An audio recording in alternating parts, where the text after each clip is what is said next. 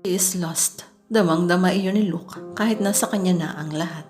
Si Avery, isang pag-ibig na pilit na lumalapit sa kanya pero ayaw niyang pansinin. Ang gusto niya ay makabalik sa San Roque para balikan ang mga nawala sa kanya. Pero sumunod sa kanya si Avery, muling ipinipilit ang pag-ibig sa kanya. Paano pa ba umiwas ang pusong nagmamahal? Ang anak ko, nasaan na? Kimbal si Dolores nang hindi na makita si Marcos ng umagang iyon. Hinahanap na siya ng mga tauhan ko, pero baka tuluyan na siyang naglayas, alonin sa karyas sa babae. Hugad ang anak ko, hanapin niya siya. Huwag kang mag-alala, pinakilos ko na ang mga tauhan natin. Tumahan ka na, nariyan na sa ibaba ang mag-aayos sa iyo. Pero, Dolores, hindi pwedeng ipospon ang kasal natin dahil nawawala si Marcos. Ano ka ba? Bahagyang naging mabalasik ang tinig ni Zacarias. Anyway, huwag kang mag-alala. Makikita rin siya. Nakamasid lang si Luke sa pang-aamo ng amain sa kanyang ina. Kuya Marcos, kung sumama kaya ako sa'yo, hindi ka kaya nila nahuli. Ano na bang nangyayari sa'yo? Tahimik niyang tinangisan ng isiping baka sa mga sandaling iyon ay patay na ang kanyang kapatid dahil nahuli ito ng mga tauhan ng tiyo Zacarias niya.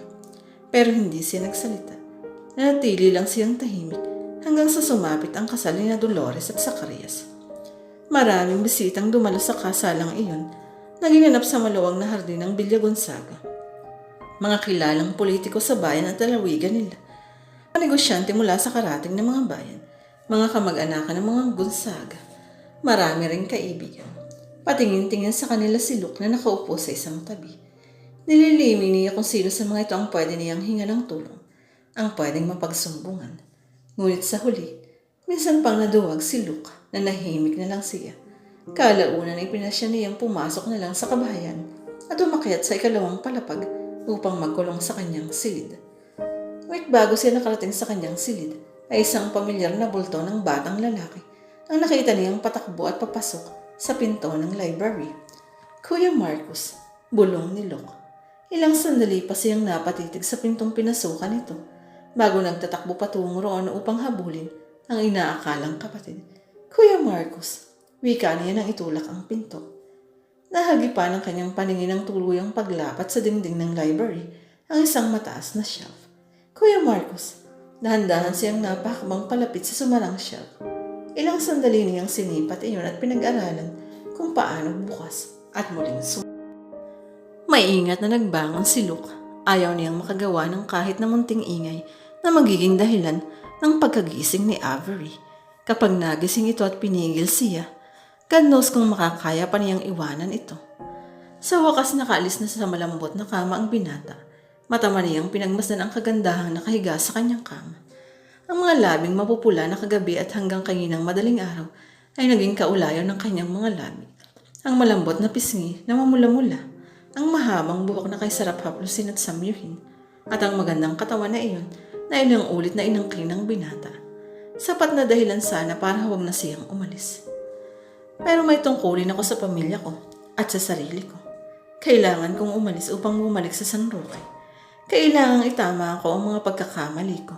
At kung kinakailangan, babawiin ko ang mga bagay na kinuha sa amin ni Zacarias. Kailangan kong ibalik ang nawala kong pagkatao at tiwala sa sarili na noon paninakaw sa akin ni Zacarias. I'm sorry, Avery.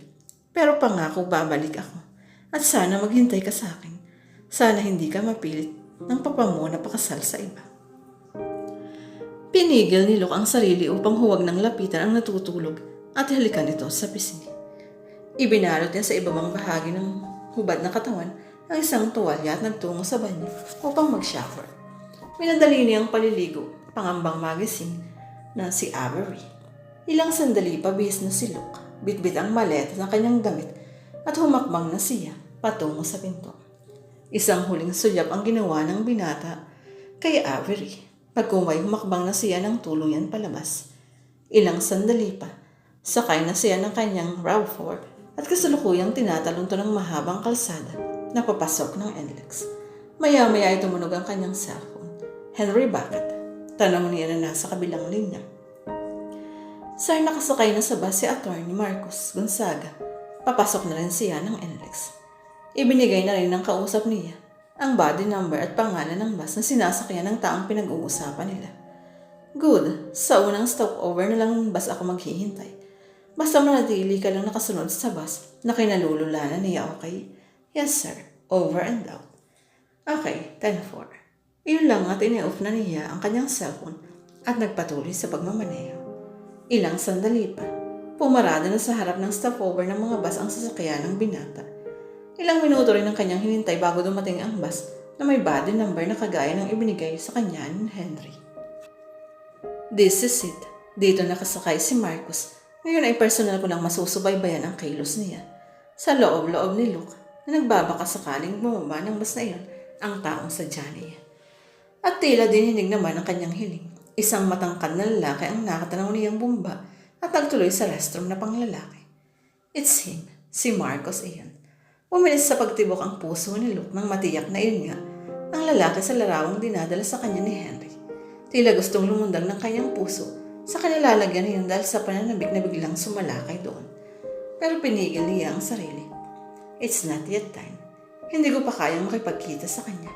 Kailangan ko munang ipakita at patunayan sa kanya na kaya ko ng manindigan para sa sarili ko. Na kaya ko ng lumaban. Na hindi na ako ang duwag. Na si Luke na kahit kaluskos lang sa dilim ay takot na takot. Kaya nagkasya na lang siya sa pagtanaw kay Marcos hanggang sumakay na uli ito sa bus at siya naman ang sumunod sa sinasakyan nito. Ilang oras ang biyahe nila hanggang sumapit na ang umaga at nagsimula ng sumungaw ang araw sa silangan. Ang kinalulula ng bus ni Marcos ay huminto na sa bungad ng San Roque at naglakad na lang ito papasok sa baryo. Sa di kalayuan ay huminto ang sasakyan ni Luke. Tinayaw niya ang palayong lalaki at nang hindi na yun matanaw ay saka siya nagmaneobra pasunod dito.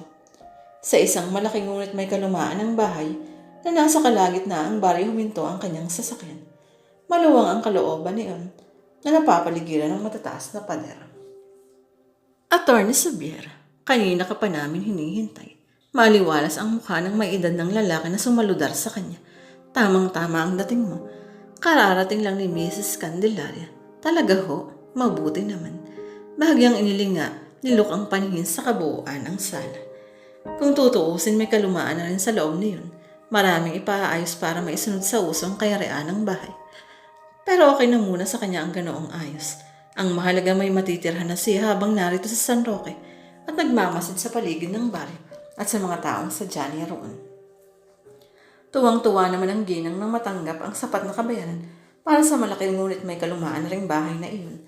Ay salamat! Ngayon ay makakaluwas na ako at makakapisan sa anak kong naroon. Ayoko na rito. Masyadong late ang development ng baryong ito.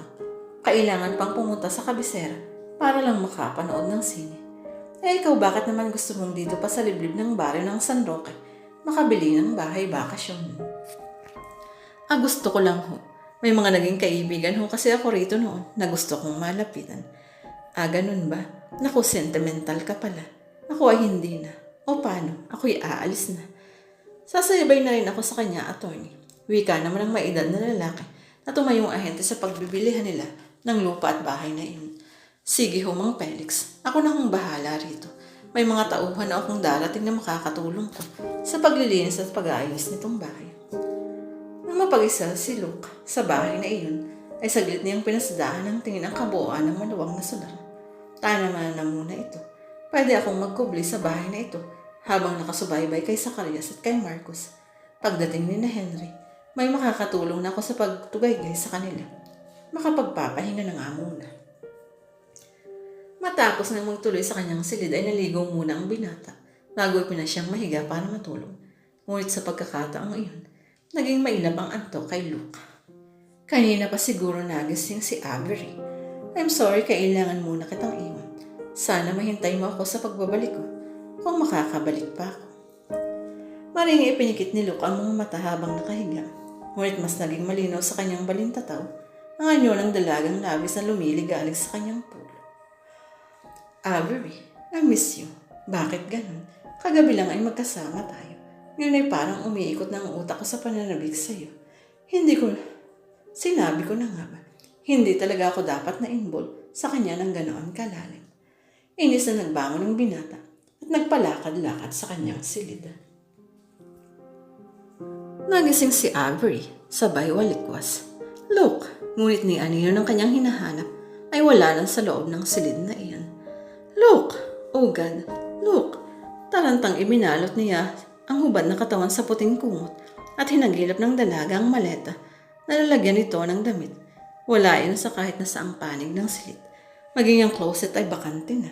Ang naroon na lang ay ang mga hanger na wala ng laman. Nanlalatang napaupo na lang sa gilid ng kama si Avery. Umalis din siya. Iniwan niya ako. Hindi rin siya kayang pigilin ng pag-ibig ko. Umiyak ang puso ni Avery, maging ang kanyang pagkatao ay tila may isang bahagi ang namukag. Look, naramdaman ko kagabi kung gaano mo ko kamahal. Narig kong sinasambit mo ang mga kataganang pag-ibig na malaman ko ng inaasam na marinig mula sa mga labi mo. Hindi ka lang nahihibang sa kaligayahan, kaya mo nasabi ang mga katagang iyon. Pero bakit? Bakit mo ako iniwan? Bakit hindi ka napigil ng pag-ibig ko? Ganun ba kalaki ang galit mo sa mundo at sa mga taong nais mong balikan? Oh God, this is so unfair. Bakit ako ang nagmahal sa lalaking ayaw akong mahalin? Tunog na kanyang cellphone ang pumukaw sa pagsisintar niya. Si Papa, oh God, tiyak na umuusok ng ilong niya sa galit. May pag-alalang nagbihis na si Avery para lisanin ang lugar na iyon. Kung noon ay malakas ang kanyang loob na takasan ng ama, dahil kumakapit siya sa munting pag-asa na kapag minahal na siya ni Luke, ay mayroon siyang pupuntahan. Ngayon ay tila na uubusan na siya ng tapang na harapin ang buhay. Ngunit paano ba harapin ang buhay nang wala si Luke? Si Luke na naging kanlungan niya sa mga panahong sugatan ang kanyang puso. Nakabihis na si Avery, ngunit parang ayaw pa rin niyang lisanin ang lugar na iyon. Luke, bakit mo ako iniwan?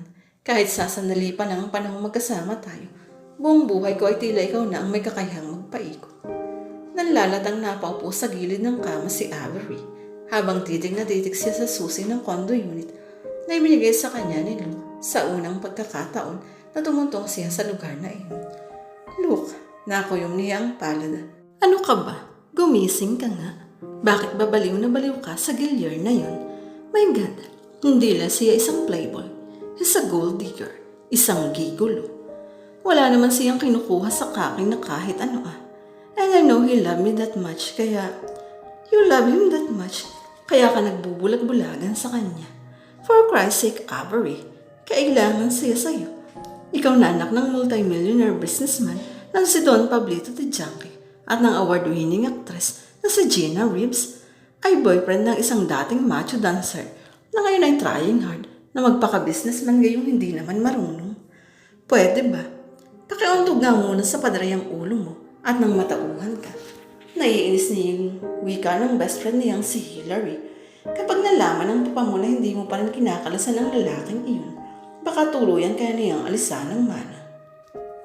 Napabuntong hininga na lang si Avery. Alam naman niya iyon, pero hindi niya alam kung bakit patuloy siyang nagpapakabaliw sa lalaking iyon at patuloy na binibigyan ng katwiran ng pagmamahal niya rito. Gayong siya mismo ay hindi matanggap na ito nga ang boyfriend niya. Siguro dahil talagang gusto niyang suwayin ang utos ng kanyang ama.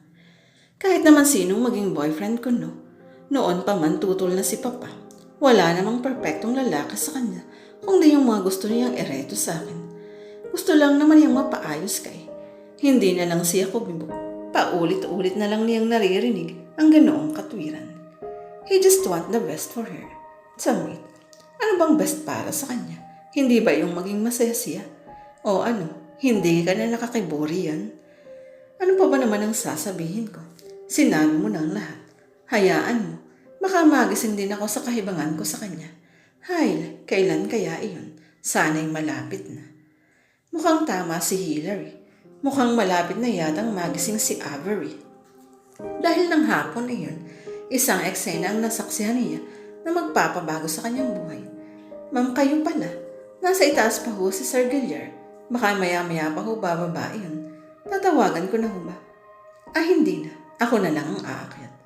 Wika ni Avery sa security guard na nakatalaga sa main entrance ng 4 na palapag na lumang building na iyon kung saan may inuupahang unit si Gilliard para sa bagong tayo nitong business na recruitment and promotion agency na nagpapadala ng mga talent sa Japan at Korea.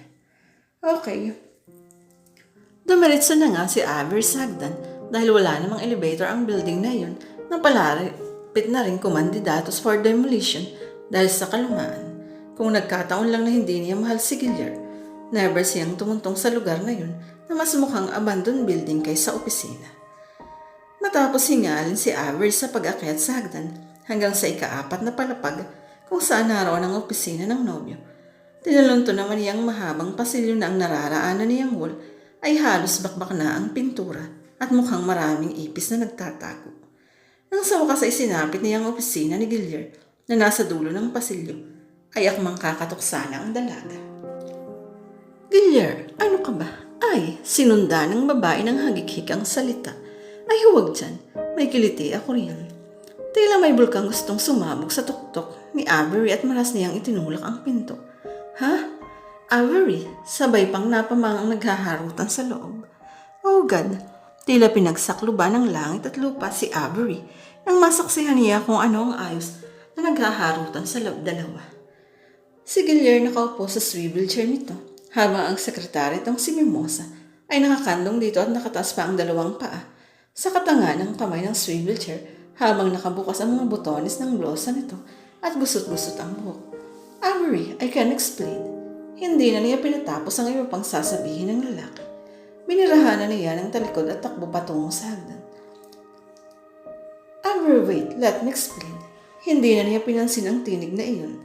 Eksaktong nakababa na siya sa hagdan, ay dumiretso siya sa exit door at tinungo ang parking lot kung saan naroon ang kanyang kotse. Avery, wait. Ang tingin niya kay Gilliard na nakaharang sa daraanan ng kanyang kotse ay zombie, kaya dire-diretso ang kanyang patakbo at talagang balak niyang bungguin ito. Shit! Mabuti na lang at nakailag ang lalaki. Kahit gahanip na lang ang pagitan ng sasakyan sa katawan nito. Damn you, Avery. Damn you. Naulinigan man niya ang galit na sigaw ng dating nobyo. Baliwala na iyon sa kanya. Ngayon higit kailanman, pinagsisisihan niya kung bakit siya nagpakabaliw sa lalaking iyon. Pero pagkatapos ng bumubugsong galit sa kanyang puso, damang-dama ni Avery ngayon ang sakit at hindi matatawarang lungkot dahil sa natuklasang kataksila ng katipan. Humantong siya sa isang bahagi ng Rojas Boulevard kung saan ipinarada niya ang kanyang kotse sa gilid ng dagat. Kung tutuusin, madilim na ang paligid dahil kanina pa lumubog ang araw. Pero marami pa rin naglalakad sa baywalk dahil binuksan naman ng mga ilaw sa poste at nagsimula na rin kumukuti-kutitap ang mga ilaw sa iba pang establishmento na nasa paligid ng lugar. Nanatili lang sa loob ng kanyang sasakyan na tented ang salamin si Avery. Nakikinig siya sa malamis na tugtuging nagmumula sa bukas na car stereo. Nakatitig lang siya sa karagatan at kung minsan ay napapasunod ang tingin niya sa mga naglalakad na karamihan ay magnobyo o mag-asawang magkahawak ang mga kamay. Hanggang lumipas ang maraming sandali, hanggang maging 1 oras, 2, 3. 9:00 na pala. Nakadama ng paghapdi ng sikmura si Avery, kaya ay pinasya niyang bumaba ng sasakyan at tumawid sa kabilang kalsada para bumili ng kahit anong mga kain sa isang convenience store. Gatorade at Chopa ang binili niya. Matapos isang bayaran sa cashier, ay nilapag muna niya sa counter ang supot niyon at inilagay sa kanyang wallet ang sukli. Pagkuway lumabas na siya at tumawid pabalik sa kanyang kotse. Pasakay na siya sa kanyang sasakyan nang matigilan siya. Shit, nakalimutan ko sa counter ang binili ko. Baka may makakuhang iba. May pagmamadaling tumawid sa kalsada ang dalaga para balikan ang kanyang binili. Malayo pa lang ay tanaw na niya sa salamin ng convenience store ang isang lalaki patungo sa pinto para lumabas. Bitbit ito ang isang supot na may lamang siopaw at Gatorade. Abat kinuha nga ng lalaking itong siopaw ko. Akin yun na. Nanggigigil siya sa inis. Hindi pwede yun. Akin yun. Ako maitutulok na niya ang pinto para buksan iyon nang hilahin naman ito para lumabas. Nagtama ang mga mata nila nang magkasalubong sila sa pinto. Mabilis niyang pinag-aralan ng anyo ng lalaki. Dirty macho is the right word para describe ang lalaki. Pantalong maong nabutas sa tuhod, sandong puti na pinatungan ng maong na jacket, na bukas kaya kita ang nakabakat ng mga abs nito, pati ng malapad na dibdib. Well, he's tall, dark, and handsome in the real sense of that word. Bahagyang kumunot ang noo ng lalaki nang mapansing galit ang titig niya rito. Excuse me, akabang hahakabang ito para lampasan siya. Pero bigla siyang humarang sa daraanan nito. Excuse me. Muli na itong humakbang sa kabilang panig para iwasan siya. Pero muling humarang si Avery sa daraanan nito. Miss, ang sabi ko, akin na nga ito. Inis na hinablot niya ang hawak nitong plastic at dinukot ang siopaw. Pagko'y walang anumang kinain iyon habang namamangha ang titig sa kanya ng lalaki. Ilang nguyaan lang at ubos na niya ang siopaw.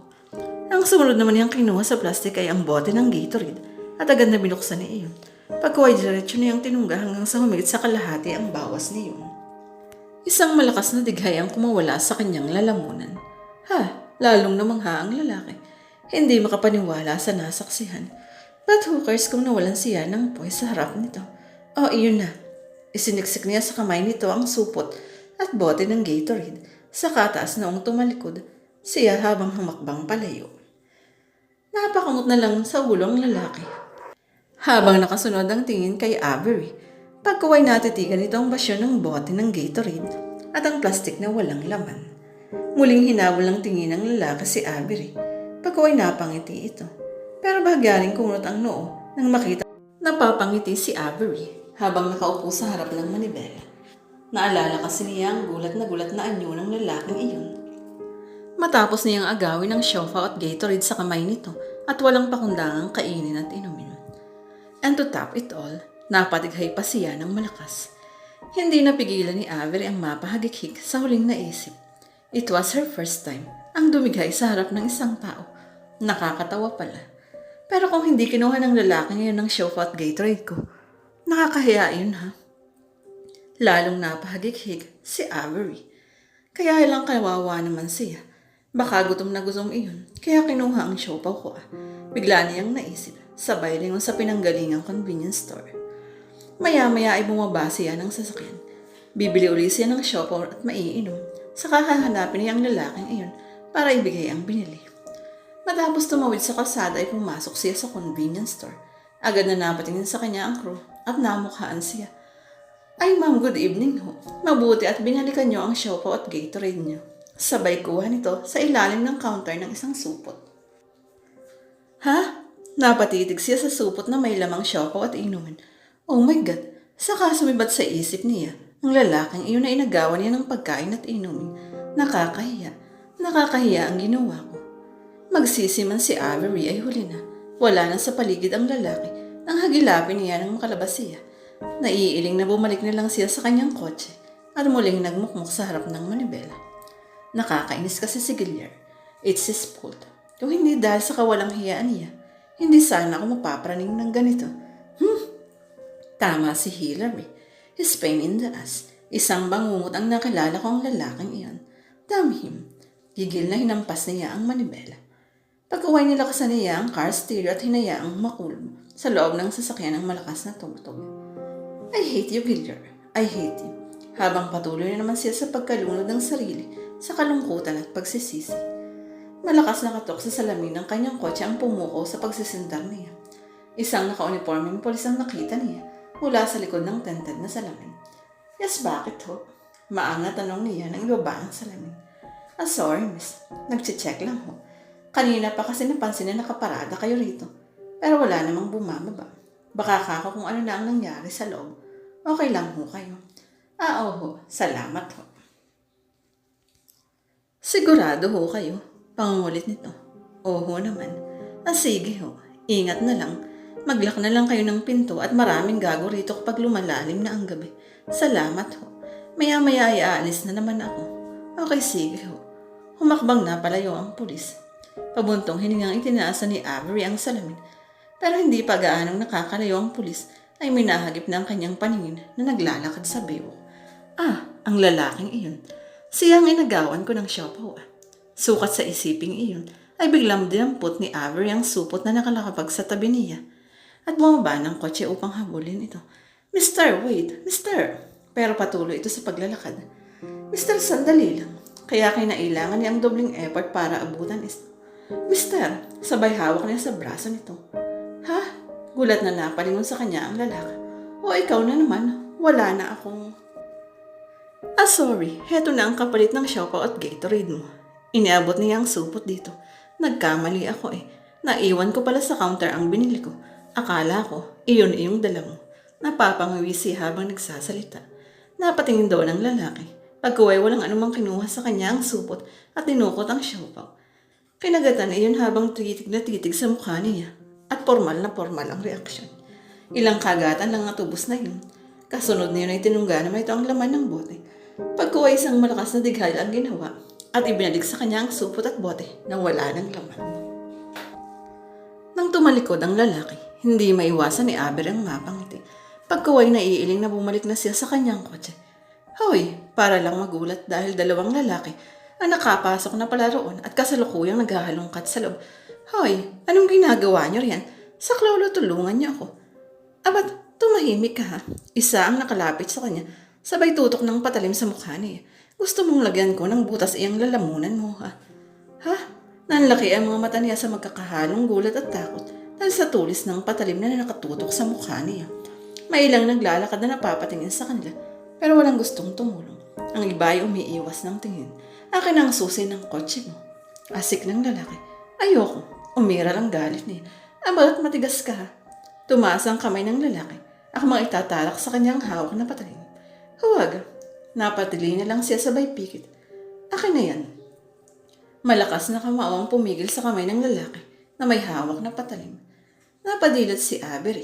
Kitang-kita niya ang pagbaliti ng lalaking inagawan ng siopaw ng kamay ng lalaking may hawak na patalim.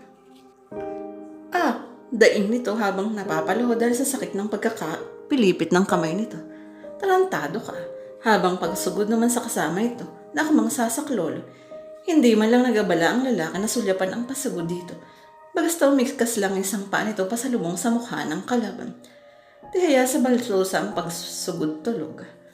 Huwag, tama na. Habang patuloy naman sa pamimilipit ang lalaking nakaluhod na dahil hindi makaalpas sa pagkakahawak nito. Mga gago kayo. Hindi na kayo namimili ng bibiktimahin. Pumapatol pa kayo sa babae ha. Mga bakla ba kayo ha? Galit na wika nito. Patawad na bossing. Hindi na uulit. Naiihi na talaga ito sa sakit. Nakamasid lang si Aber sa nagaganap. Parang hindi siya kasali. Parang nanonood lang siya ng pelikula. At ang lalaking inagawan ng siopaw ang bida. Hoy, ano yan ha? Tama na yan. Sa lalaki ang pulis na nagroronda. Anyong bubunot pa ng baril. Ang mamang pulis. Ang dalawang yan ang nanakaw. Tinulungan lang ho ako ng mamang ito. Maagap na wika ni Aber. Ganun ba? O tama yan. Ako na ang bahala dyan. Agad namang pinusasa ng pulis ang lalaking nakaluhod na. Kayo nang bahala sa mga chip. Ikaw naman huwag ka kasing tatanga-tanga. Baling ng lalaki sa kay Aber. Sa susunod baka wala ng tanga na magpakabayani para iligtas ka. Pagka-uwi ka niyo na yung makadang na ito palayo sa kanila. Mr. Sandali.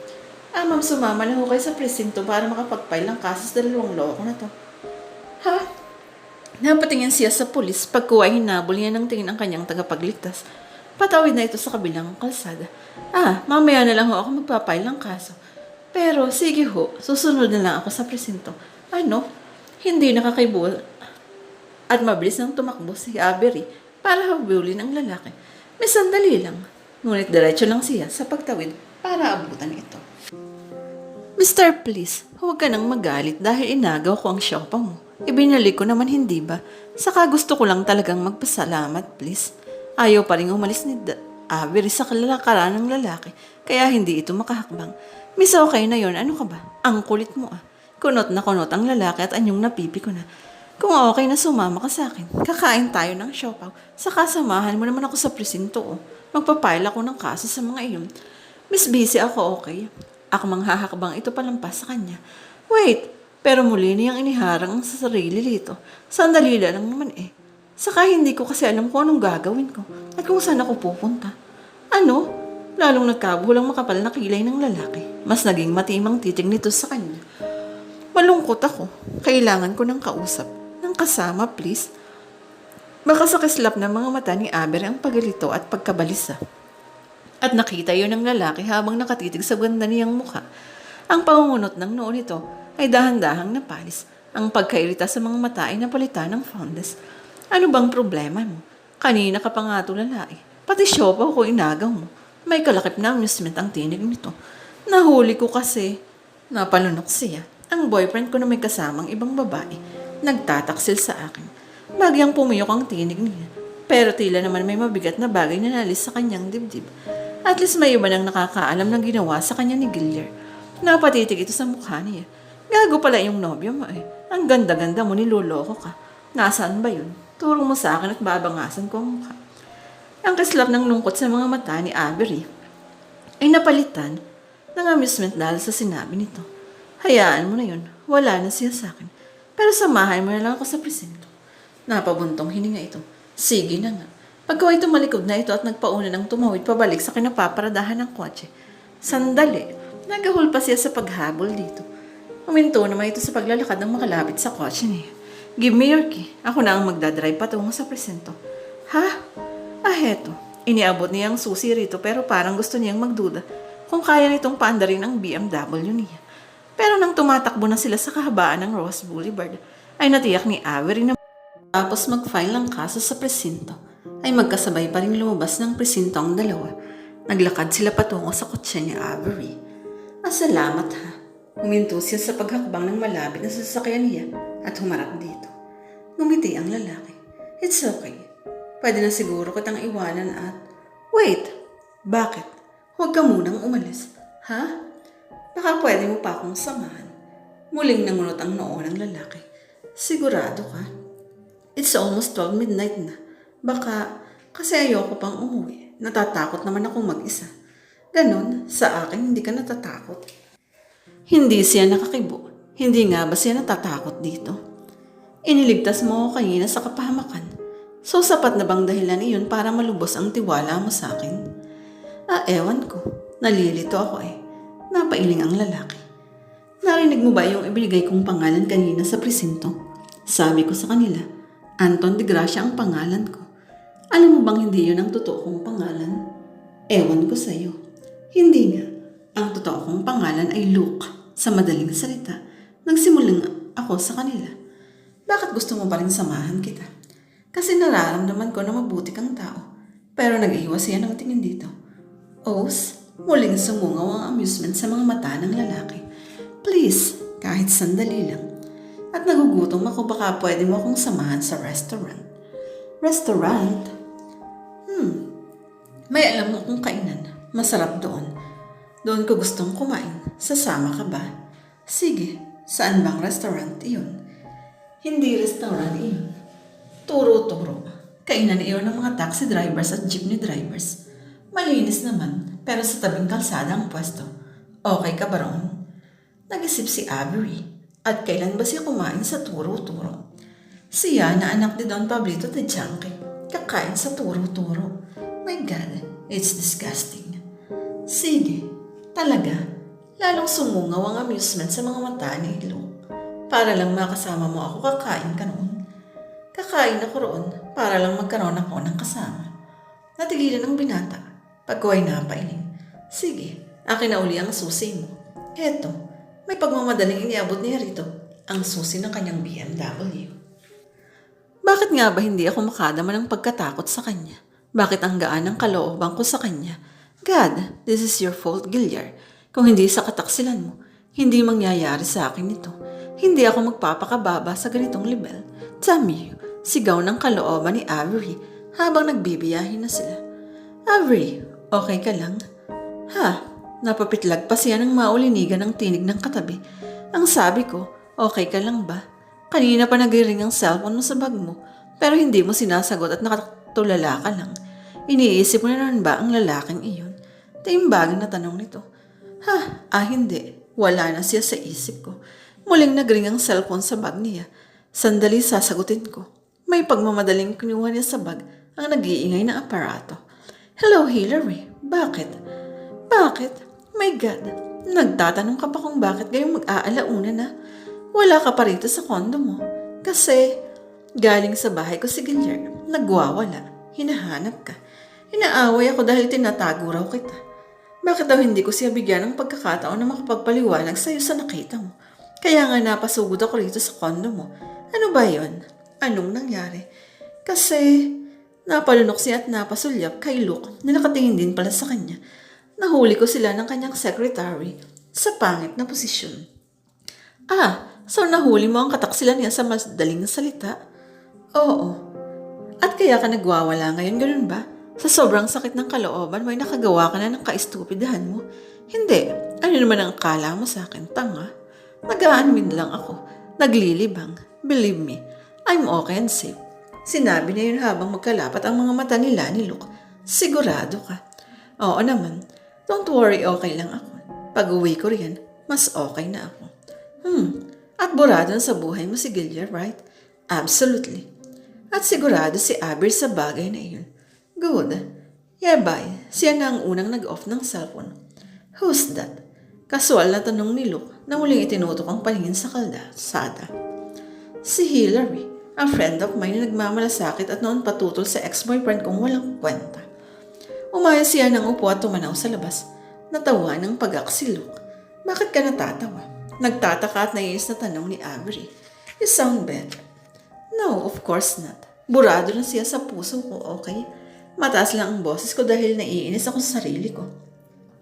Isa si Hillary sa nagbibigay sa akin ng babala na walang kwentang taong lalaking iyon. Pero hindi ako nakinig. Kung nakinig sana ako, hindi sana ako nasaktan na kagaya ng nangyari sa akin kanina. At hindi mo sana ako nakilala. Natigilan si Avery. Maybe, pero tama ka. Kaya siguro nangyari iyon dahil makikilala kita. Hindi niya alam kung bakit may sumungaw na fans sa mga mata niya nang titigan ito habang nagmamaneho. Naramdaman ni Luke ang pagtitig niya. Marahan itong lumingon sa kanya. Alam mo, ang tanga talaga ng boyfriend mo. Kung ako siya, I'll never let you go. Kaswal ng wika ni Go. Talaga, gusto niyang kiligin.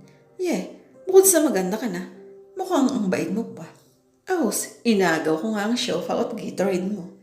Yeah, pero nagkamali ka kasi. Hindi mo naman siguro ugaling mang-agaw ng pagkain ng iba, ano? Siyempre naman. Sorry ha. Warpick lang ako kanina. It's okay. Ilang sandaling na magati ang katahimikan sa loob ng kotse habang nagbibiyahe sila. Alam mo ba kung anong ginagawa ko kaya sa convenience store na yun bukod sa bibili ako ng inumin at ng siopaw? Ano? May sinusundan akong tao. Sinusubaybayan ko ang bawat kilos niya. Talaga? Bakit? Bahagi yun ng trabaho ko. Anyway, dahil nakuha mo ang attention ko nang agawin mo ang siopaw at inumin to. I've lost him. Sorry. It's okay, at least naroon ako sa tabi mo nang manganib ka. Maliban naman sa akin ay may isa pa akong kasamahan na nakasubaybay sa kanya. Ipinaibaya ko na lang muna sa kanya ang trabaho. Talaga? Ano ka ba? Detective ka ba? Well, sort of. Pero huwag ang trabaho ko ang pag-usapan natin. Ano? Ikaw? What about me? Sa tingin mo papayag ang nobyo nung nakamalas ka sa kanya? Bakit? May magagawa ba siya kung ayaw ko na? Ewan ko sa'yo. Ikaw ang mas nakakakilala sa kanya. Yeah, at ako rin ang mas nakakakilala sa sarili ko. When I say no, it's definitely no. And when I say yes, sigurado ako sa gusto ko. Kaya nga kahit na anong babala nila noon na lumayo kay Gilliard, walang nakapag-uutos sa akin. Kaya ngayon akong mag-uutos sa sarili ko na burahin na sa buhay kong lalaki ngayon. That's great. Ipinarada na nito sa gilid ng kalsada ang sasakyan. Lingunan sa kanilang mga taxi drivers na kumakain sa isang turo-turo na nasa di kalayuan. Parang gulat na may pumaradang ganong kaganda at kamahal na sasakyan sa hilera ng mga nakahintong taxi. Halika na. Yaya ni Luke nang buksan ang pinto sa gawin niya. Diyan tayo kakain? Napapalanok na tanong ni Avery. Parang gustong magbago ng kanyang isip. Ayaw mo? Bahagyang kumunot ang noo nito. Hindi. Okay lang. Bigla naman siyang natakot na iwanan ito. Good. Let's go. Inilahad nito ang kamay sa kanya at inakay siya patungo sa turo-turo. Nararamdaman ni Avery ang init ng palad ni Luke na hindi pa rin bumibitaw sa kamay niya. Hindi naman niya magawang hilahin ang anong bagong luto? Tanong ni Luke sa tindera na sumalubong sa kanila. Bulalo kuya, may putsero rin. Sige, bigyan mo kami ng tig-isa, saka 3 kanin. Oo kuya, soft drinks. Hindi na. May juice in can ba kayo? Meron, mango juice. Sige, isa. Saka beer in can. Doon tayo. Baling ni Luke sa kanya.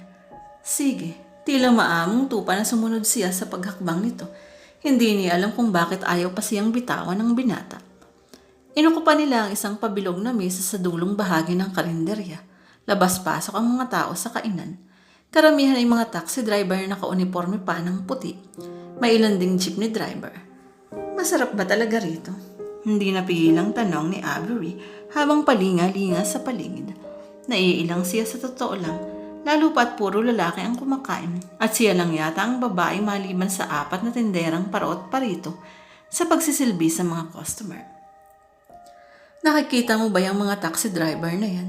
Kung saan sa ang panig ng lungsod pa sila naghahatid ng pasahero, pero kapag oras ng kainan, sinisiguro nila na dito sila kakain. Talaga? Well, mukha ngang masarap ang pagkain dito Pero aware pa rin siya na magkahawak ang mga kamay nila sa ilalim ng mesa. Hindi na siya kumibo o tumutol man lang. Gusto naman niya ang pakiramdam na magkalapat ang mga palad nila. Nang indating ang pagkain order ni Luke, nagsimula na silang kumain. Noon lang binitawan ni Luke ang palad niya upang maayos silang makakain. Oh, ang sarap nga pala ng luto nila, Hindi napigilang komento ng dalaga. Sinabi ko naman sa iyo, hindi ba? Saka hindi kita dadalhin sa lugar na hindi ka masisiyahan. Ganon, tudyo ng isang bahagi ng utak ni Avery. May gumapang nakilig sa kanyang puso sa isiping iyon. Oo nga. Sabay duldol nito na kanyang bibig ng kutsarang may lamang utak ng bulala. Wait, pero napilitan na siyang ngumanga para hindi iyon matapon. Good, natalawa lang si Luke nang makitang pinilit niyang kainin ang isinubo nito. Ikaw talaga nakakainis ka. Teka nga, siniya naman ang kumutsara ng malaking laman at isinubo rito. Wait, pero kagaya ni Avery, hindi rin ito nakatanggi at tinanggap ang isinusubo niya. Sa kabuuan ng kanilang pagkain ay naging masaya talaga si Avery. Ang halakhak na kumakawala sa kanyang lalamunan na itunay, hindi pilit, hindi plastic. At ang kapormala ni Luke na kanina ay pilit na ipinakikita sa kanya, ngayon ay tila nakahulagpos ito at nakikihalakhak na rin sa kanya. Imagine, ang ganda-ganda mong babae, ang lakas mo palang dumighay. Kantsaw nito nang mapag-usapan nila ang naunang pangyayari kanina. As if naman hindi ka dumighay nang ikaw naman ang kumain ng siopaw at uminom. Irap niya rito, pero hindi siya totoong napipikon. Naamis pa nga siya dahil sa taginting ng halakhak nito na tila musika ang dating sa kanyang pangdinig. Nang matapos na silang kumain, ay nanatili lang silang nakaupo. Siya ay inuubos niya ang mango juice in can, habang si Luke ay nakakadalawang beer na in can. Patingin-tingin si Avery rito. Iniisip niya kung may pagkalasenggo ito. O bakit ka nakatunga nga sa akin? Untang nito hang mapansin ang pagkakatiting niya. Iniisip ko lang, masarap ba yung beer? Ito, itinaas pa ni Luke ang hawak ng lata ng beer. Masarap lalo na kapag bagong kain at malamig na malamig. Pero hindi ako lasenggo Paminsan-manlasan lang ito. Gusto mo? Napaisip siya. Why not? Minsan lang naman. Ngayon lang. Isa pa. Ano ba kung malasing siya? After all, hindi ba't yung iba kapag na broken-hearted ay naglalasing? Sige. Talaga miss isa pang beer in can. Oo, kuya. So, iinom ka talaga? Balon nito sa kanya. Oo nga. Hindi naman siguro nakakalasing iyon Nakakalasing kung 3 higit pa ang iinumin mo. Pero kung 1 o 2 lang, okay lang. Sige, iinom talaga ako. Nai-excite siyang bigla. Heto na kuya. Inilapag na ng tendera ang lata ng beer. Akin na. Wait, maagap na pumigil sa kamay niya ang kamay nito. Bakit? Hinayaan muna ni Luke na makalayo ang tendera bago nagsalita. Akala mo ba pinapayagan na kitang uminom ng beer dahil nag-order ako? Bakit hindi ba? Kumuha ng isang baso si Luke at sinalina na iyon ng puno mula sa lata ng beer. Hati tayo rito, pero mauuna akong uminom. Walang anumang tinungga nito ang kalahati ng laman ng baso. Iyan, ipaiinom ko sa iyo sa isang kondisyon at kung papayag ka sa kondisyong iyon. Ano ba yun? Namamangha siya sa pinagsasasabi nito. Kapag ininom mo yan, ibig sabihin tayo na. Ha? Muntik na siyang malaglag sa upuan. Anong tayo na? Pero gusto pa rin niyang makasigurong tama ang kanyang narinig. Ikaw, ako, mag-shota na. Ano? Lalong nanlaki ang mga mata niya. Well, kabe-break mo lang sa shota mo. It means free ka. Ako sigurado ako na walang shota ngayon. Kapag ininom mo yan, tayo na. At kung hindi, hindi na tayo magkikita kahit kailan. Ito ang una't huli na magkakasalo tayo sa pagkain, magkakatabi sa upuan, at maghahawak kamay. Kapag naghiwalay tayo sa gabing ito, we will become and remain strangers to each other. As if hindi ka nag-exist sa buhay ko, at ganun din ang isipin mo. Saka kinuha nito ang kamay niya at marahang pinisil, kaya magpasya ka. Pagkaway binitiwan na ng binata ang palad niya. Tulala pa rin si Avery. Hindi makapaniwala na may ganun palang isipin sa kanya ang lalaking ito. Bakit? Anong bakit? Bakit gusto mo maging mag-shota tayo in just one night na pagkikilala natin?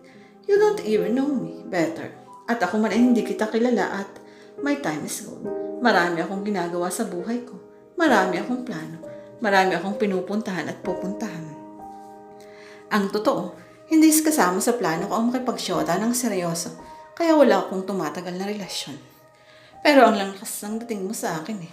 Para bang kapag pinakawalan kita sa gabing ito, kapag hinayaan kong matapos ang ito na hindi ko nasasabi sa iyo ang gusto kong mangyari sa ating dalawa, it will haunt me for the rest of my life.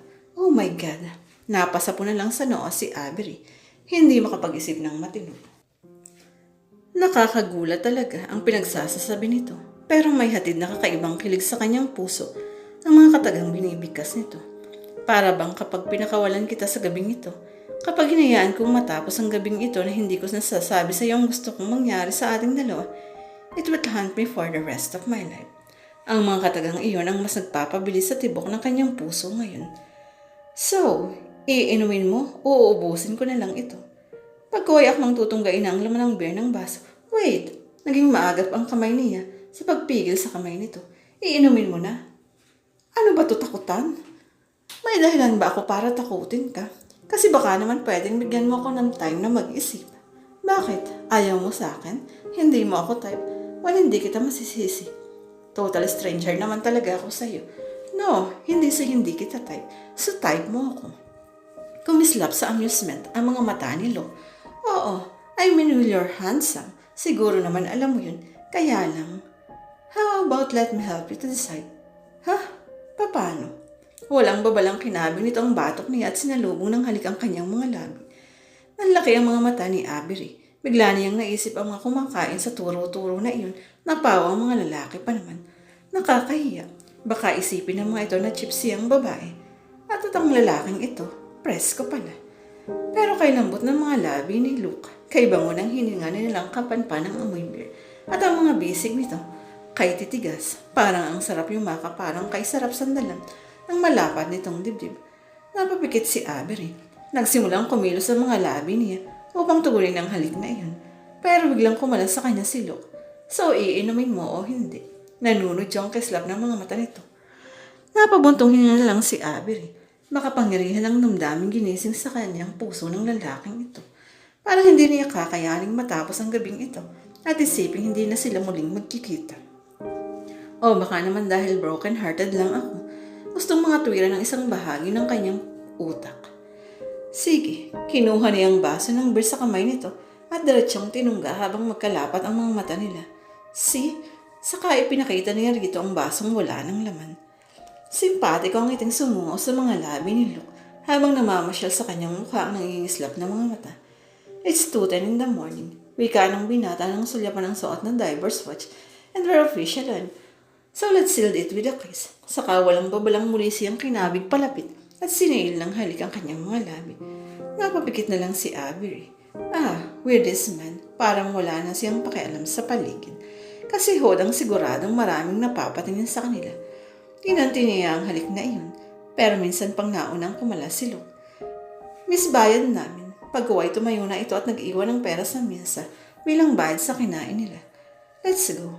Saka inakay na siya palabas ng turo-turo na iyon. Napasunod lang siya sa paghakbang nito. Palinga-linga si Avery sa sala. Bakas din naman ang karangyaan doon. May mamahaling gamit. May touch of class. Gayun pa man, lalaking-lalaki ang interior niyon. Doon siya dinala ni Luke. Dito ka nakatira. Bumaling sa kanya ang binata mula sa pagsilip sa loob ng personal ref na binuksan nito. Bakit? Mukha bang can't afford akong tumira sa condo unit na kagaya nito? Wala namang bitter na sa boses nito. Pero formal na formal ang mukha ng humakbang palapit sa kanya. Pitbit ang isang beer and can at pineapple juice. Hindi naman sa ganon. Kaya lang, it's okay. Inabit nito sa kanya ang juice and can at pasalampak itong naupo sa single sopa at binuksan naman ng sariling beer. I can't blame you. Look at myself. Masyado kasi akong rag manamit. Sino mang makapagsasabi na sa araw ay nag-oopisina ako bilang abogado? Talaga? Abogado ka? Iyon ang kauna-unahang pagkakataon na nagsabi ito ng tungkol sa sarili. Gulat na gulat siya, pero nakadama siya ng konting relief. At least kung totoo ang sinabi ni Luke, hindi naman pala ito talaga tambay sa kanto. Abogadong sampay bakod. Minsan ay walang hawak na kaso, minsan ay meron. Binundutan ito ng tawang pagkakang sinabi. Anyway, huwag ako ang pag-usapan natin. Saka tumayo ito at naupo sa tabi niya. Lihim na napigil ni Avery ang paghinga nang maramdaman ang init ng braso nito na dumikit sa braso niya. Anong pag-uusapan natin? Ikaw ako, iyong usapan natin kanina sa turo-turo. Saka inakbay ang isang braso sa kanya. Alin doon? Iyong tayo na.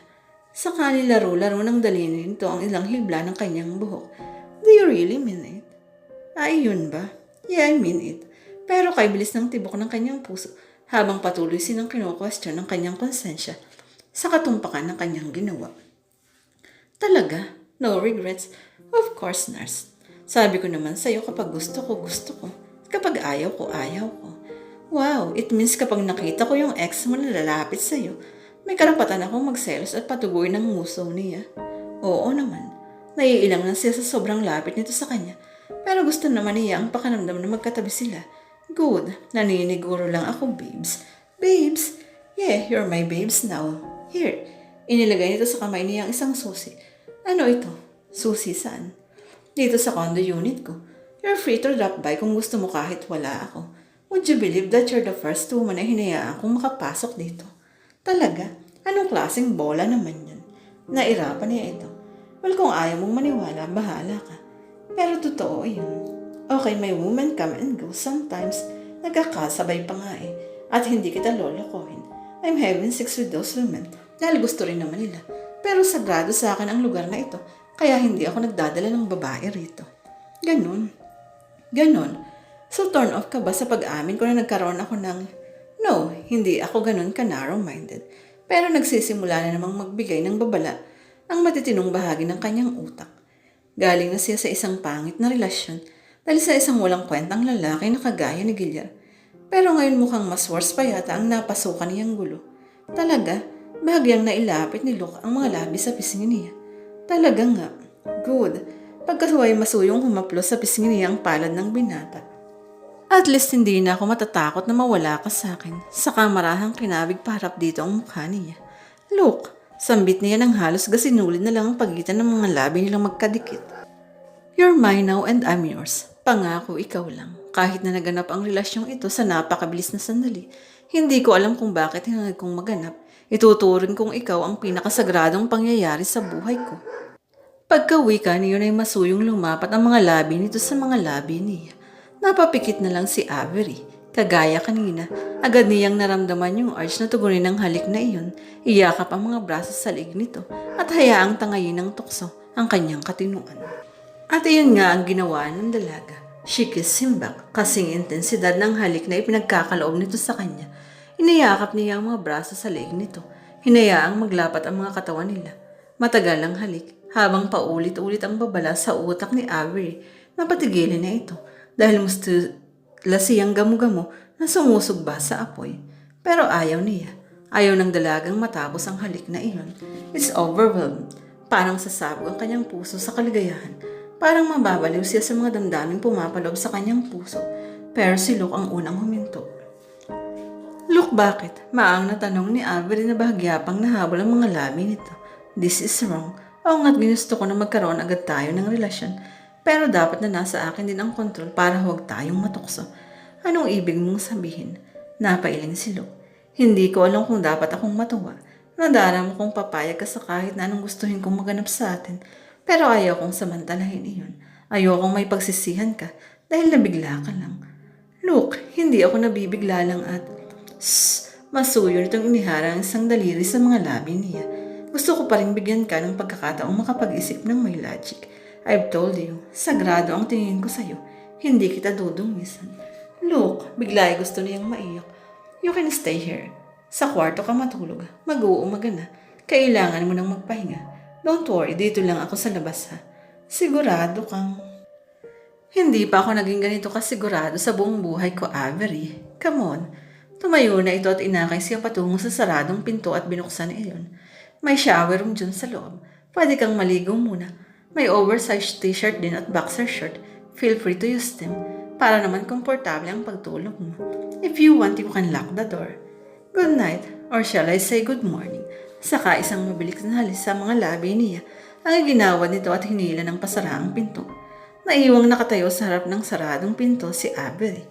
Hindi siya makapaniwala na ang lalaking nakatagpo niya ay ganon ka-gentleman. How lucky I am.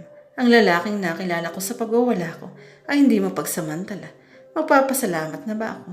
Pero bakit? Bakit gusto ko pa rin itinuloy na lang sana niya? Napapabuntong hiningang inilibot ni Avery ang paningin sa kabuuan ng silid na iyon. Panlalaki na ng interior niyon. Blue ang kulay ng wallpaper at ng carpet na nakalatag sa lapag. Blue din ang kobre kama at mga punda. Sa dingding ay may nakasabit na mga musical instrument na kagaya ng guitar at portable organ.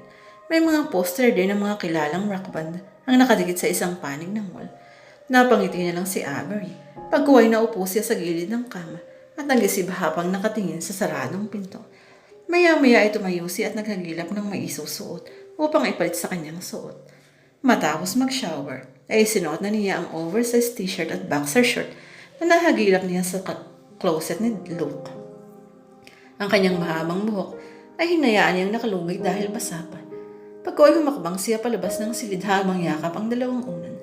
Madilim na sa sala, pero sa tulong ng maliit na ilaw sa wall ay nabanaag niyang nakahiga sa mahabang sofa si Luke anyong tulog na. Luke, naupo siya sa gilid at baghihato itong tinantang. Avery, bakit? Naalimpungatan pa ito ng mapablikwas ng bangon. Hindi ako makakatulog sa kwarto. Tabi na lang tayo rito, ha? Ha?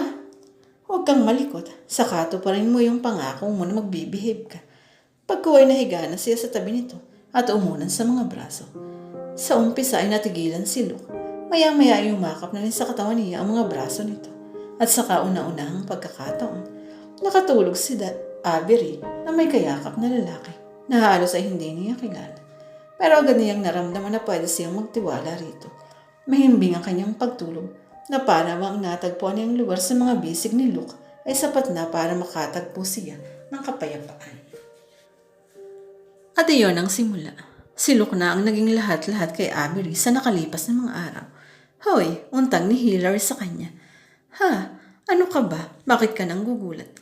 Napabalikos ng bangon si Avery mula sa pagkakadapa sa langing chair sa tabi ng swimming pool.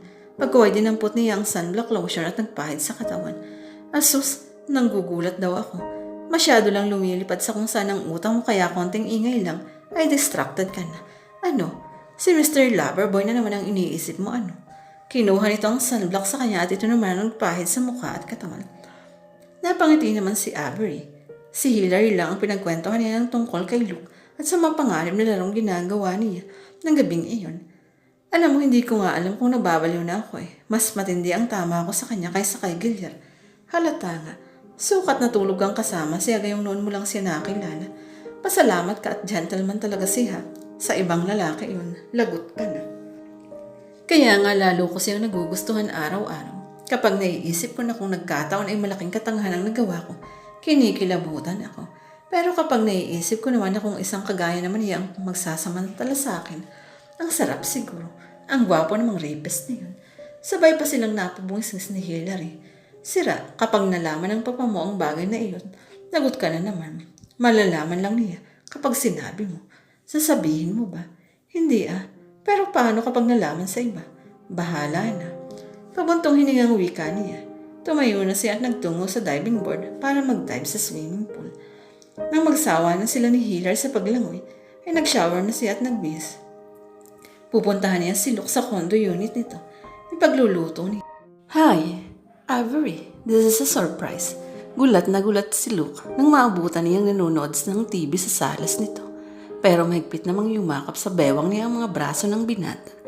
Tila umahon din ang pananabik sa puso nito. Talaga? Nasorpresa ka? Malambing din siyang yumakap dito pagkaway saglit na naglapat ang mga labi nila.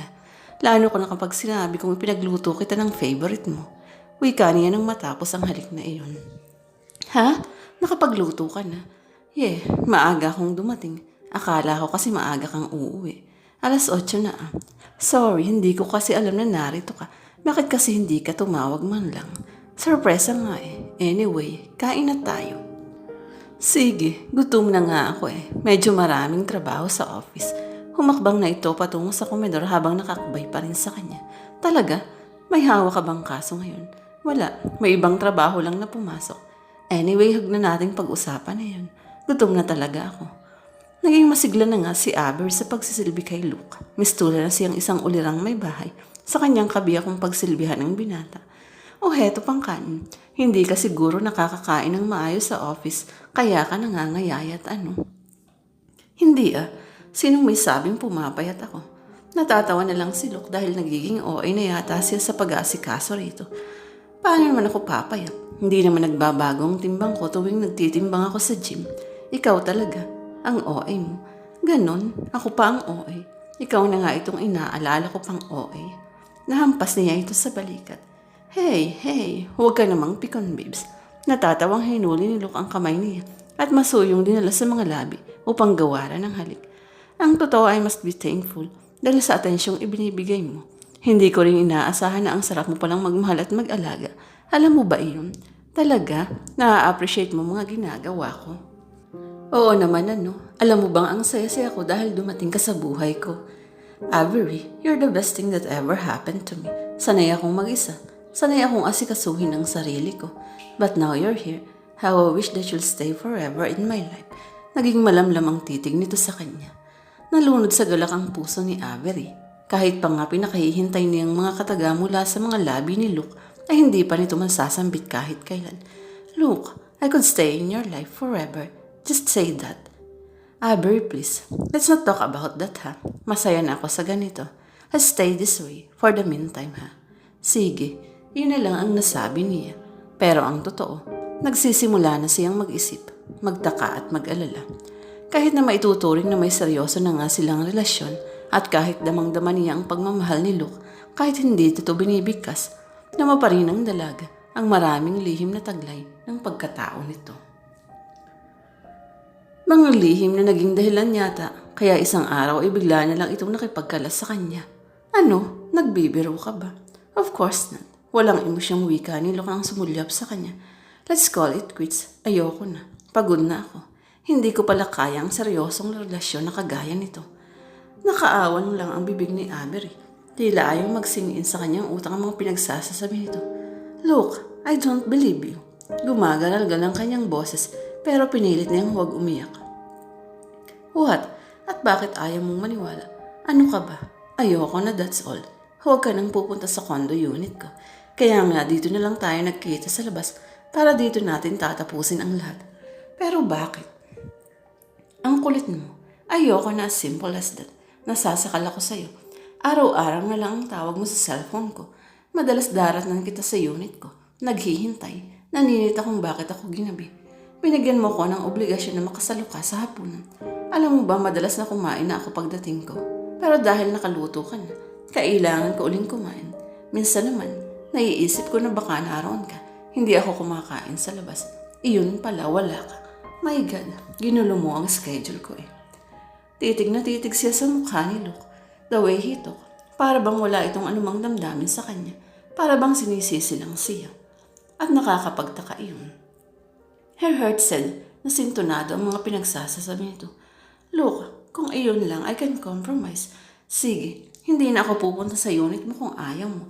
Hindi na kita oobligahin na samaan kung kumain at hindi lang yun. Ano ka ba? Hindi mo ba ako naiintindihan? Hindi ko pala kayang baguhin ang routine ng buhay ko. In other words, hindi ako naghahanap ng isang babaeng pambahay. Ayoko ng isang babaeng bibigyan ko ng buong atensyon at panahon. At anong gusto mo? Bahagyang tumaas ang tinig ni Avery. Mga babaeng pakawala na walang nasa isip kundi makipag-sex sa'yo. Oo nga pala. Kahit natutulog ako sa tabi mo, kahit magdamag tayong makyakap, hindi mo ako ginagalaw. Yun ba? Yun ba ang dahilan? No, of course not. I don't believe you. Siguro yun ang dahilan Nahihirapan ka nang magtimpi. Nahihirapan ka nang magpaka-gentleman. Okay, if you want, kalimutan mo na ang pangako mo na hindi ka matutukso sa akin. Sige, payag na kung mag-sex tayo. Okay lang. Kung ayaw mo ng commitment, fine with me. Sige, mag-iingat ako para hindi mo mabuntis. Magpipils ako kahit na Marami ng paraan. Napag-aralan ko iyon noon. Basta huwag mo lang akong itaboy palayo sa buhay mo na para bang, will you shut up? Napatayo na si Luke. Napatingin sa kanilang ibang kumakain sa restaurant na iyon. Luke, nabahitbinan lang si Avery. I'm sorry. Akala ko matatanggap mo agad eh. I'm sorry talaga. Pero hindi nagbabago ang isip ko. Just let me go ha. Hindi siya kumibo. Nagsimula ng humakbang palayo sa kanya si Luke. Tulala si Avery nang umuwi ng gabing iyon. Shock pa rin siya dahil sa biglang pakikipagkalas ni Luke sa kanya. Anong nangyari sa kanya? Bakit? Nanlalatang napaupo siya sa sopa at ilang sandaling nanatili sa dilim dahil hindi siya nag-abalang magbukas ng ilaw. So broken-hearted ka na naman pala. Mula sa hagdan ay pababa si Don Pablito Tijankin matapos bumaha ang ilaw mula sa binuksang chandelier. Papa, gising ka pa pala. Napalunok siya dahil may nasisensiyang kakaiba sa himig ng ama. Hinihintay talaga kita. Bakit ho? Para sabihin sa'yo na bukas ay mamamanhi ka na ang mama't papa ni Ulysses. What? Napataas ang tinig niya. Sinong Ulysses? Sino pa? Kundi ang anak ni Don Fernando at Doña Helena Contesa. Hindi ba't noon ko pa nabanggit sa'yo na para siya ang pinakagusto ko sa mga lalaking nagpapanandam sa akin na gusto kang maging asawa? What? Gimbal siya sa narinig at sinursiyoso niyo ang mga sinabi niyong iyon. And why not? Kaysa naman mapunta ka sa mga lalaking kagaya ni Guillermo o kaya ay sa kagaya ng attorney Luke Gonzaga na iyon na questionable ang pagkatao. Ha? Kilala niyo si Luke? Of course, the nerve. Ang yabang magsalita. Wala naman palang maipagmamalaki na hindi nga niya masabi kung saang lupalop siya galing. Kinausap niya si Luke. Gimbal siya sa narinig. Of course, kilala kasi kita. Matigas ang ulo mo. Lahat ng ayaw ko ang gusto mong gawin. Si Luke, mas madaling kausap kaysa kay Guillermo. Ang Guillermo na iyon, kinangailangan ko pang bayaran ng 200,000 piso para lang gumawa ng paraan na layuan ka. Pero si Luke, tinakot ko lang nasisirain ko ang karir niya bilang abogado. Aba, umatras na. Anyway, that's better. Ngayon ay wala ka ng choice kundi pumayag na lang. Napakasal kay Ulysses.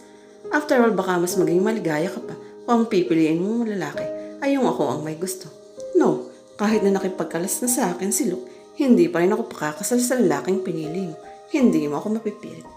Pagkaway umiiyak na nagtatakbo pa akyat sa kanyang silid ang dalaga. Pagkapasok ay agad niyang tinawagan si Luke sa cellphone ito. Sagutin mo. Gigil na wika niya dahil ilang ring na ang naubos ay hindi pa rin ito sumasagot. Hello, maya-maya ay may nagsalita mula sa kabilang linya. Luke, napasigok si Avery nang marinig ang tinig nito. Bakit? It's over, ayoko na. Please huwag mo nang guluhin ang buhay ko. Dahil kinausap ka ni Papa, ayaw mo na sa akin. Punong-puno ng pagdaramdam ang tinig niya. Saglit itong natigilan. So alam mo na pala. Anyway, tama naman siya. Wala akong maibibigay ng magandang buhay sa'yo. Bakit? Naghahanap ba ako ng magandang buhay? Isa pa hindi naman ako ganun kaluho ah. May trabaho ka naman. Saka kahit naalisin ako ng mana ni Papa, okay lang. Ang mahalaga magkasama tayo. Avery, I love you. Natigilan si Luke. Avery, hindi mo ako kilala. May misyon ako sa buhay ko. May mga taong may atraso sa akin at kailangan kong singilin. Ang totoo, paalis na ako. May babalikan ako sa lugar namin. Natigilan si Avery. May mga tao kang paghihigantihan. Hindi ito nakakibo. Luke, nang makilala kita, akala ko'y pwede kong pagsabayin ang seryosong relasyon at ang misyon ko sa buhay. Pero hindi pala pwede. At bakit hindi pwede? Hindi nito sinagot ang tanong niya. Kalimutan mo na ka-Avery. Ayokong magulo ang buhay ko dahil sa banta na iyo. Ganon pala na may mga lihim ng pagkatao mo. Bakit ginusto mong maging tayo sa una palang na pagkikita natin? I've told you, malakas ang dating mo sa akin. But you see, malakas pa rin ang kontrol ko, hindi ba? Wala kang maisusumbat sa akin na inagrabyado kita. Damn you. Napabuntong hininga ito. Yes, damn me. Sana palang halaga na pilitin natin ang relasyon na ito. Magalit ka na lang sa akin para magkaroon ka ng dahilan na kalimutan ako. No, please no. Ayoko. Avery, I love you. Please say that you love me too. Minsan pa itong natahimik. Kung noon na hindi ko sinabi iyon, ngayon ka pa ba aasa? Natahimik si Avery. Goodbye, Avery. Iyon lang at nawala na ito sa kabilang linya. Magdamag na iniyakan ni Avery ang muling pagkabigo ng kanyang puso. Pero mas nagimbal pa siya nang muling makaharap ang ama ng umagang iyon. Mamayang gabi ay hindi makapamanhikan ang magaganap.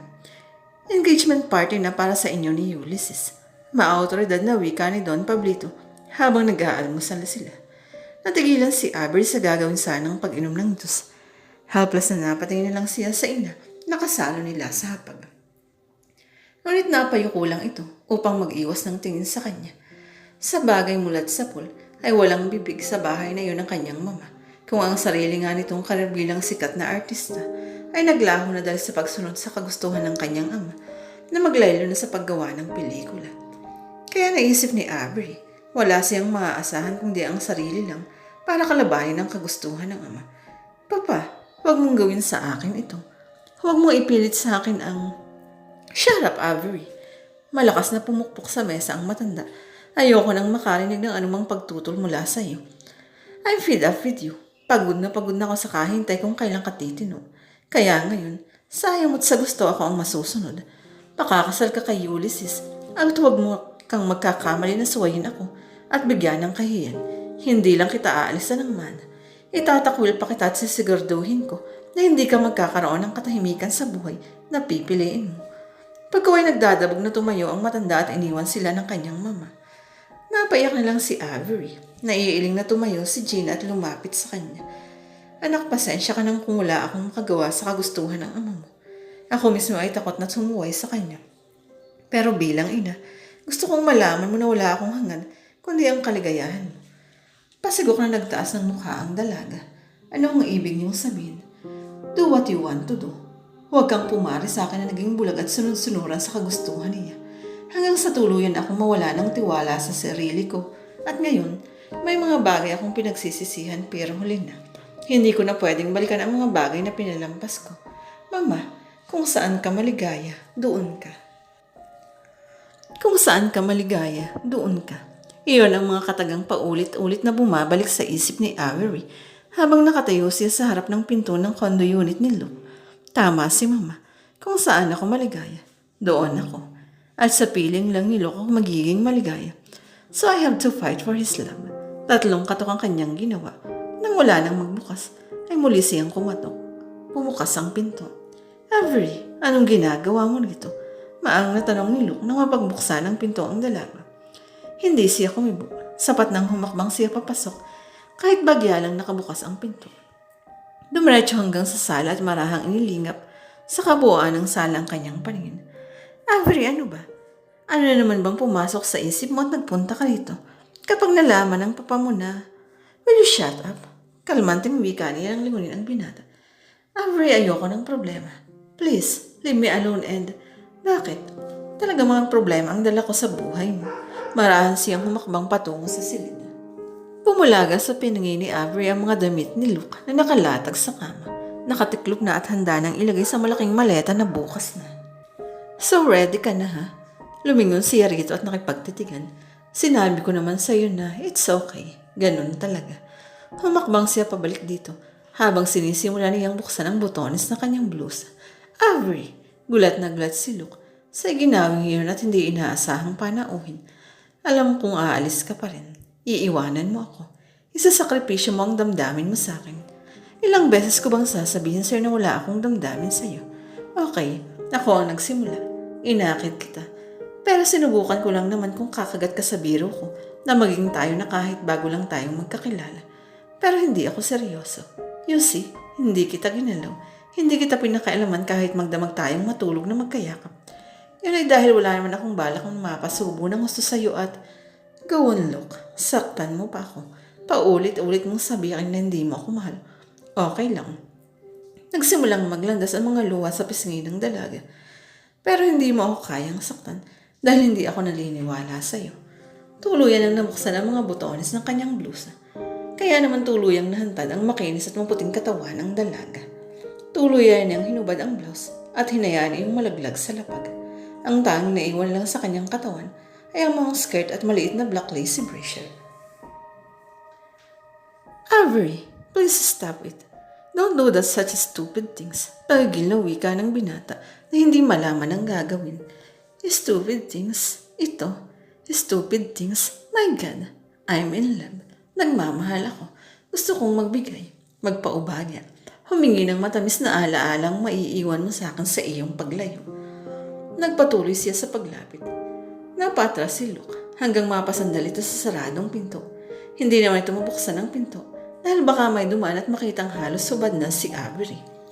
Alam mo bang magbibigay ng engagement party ang papa ko ngayong gabi? Ia-announce niya sa lahat na pakakasal ako sa anak ng kaibigan niya. At pagkatapos na yun, itatakda na ang kasal namin. That's bullshit. Kaya tumakas ako. Walang sino man ang makakapagdikta sa akin kung sino ang pwede kong mahalin. Siguro nga.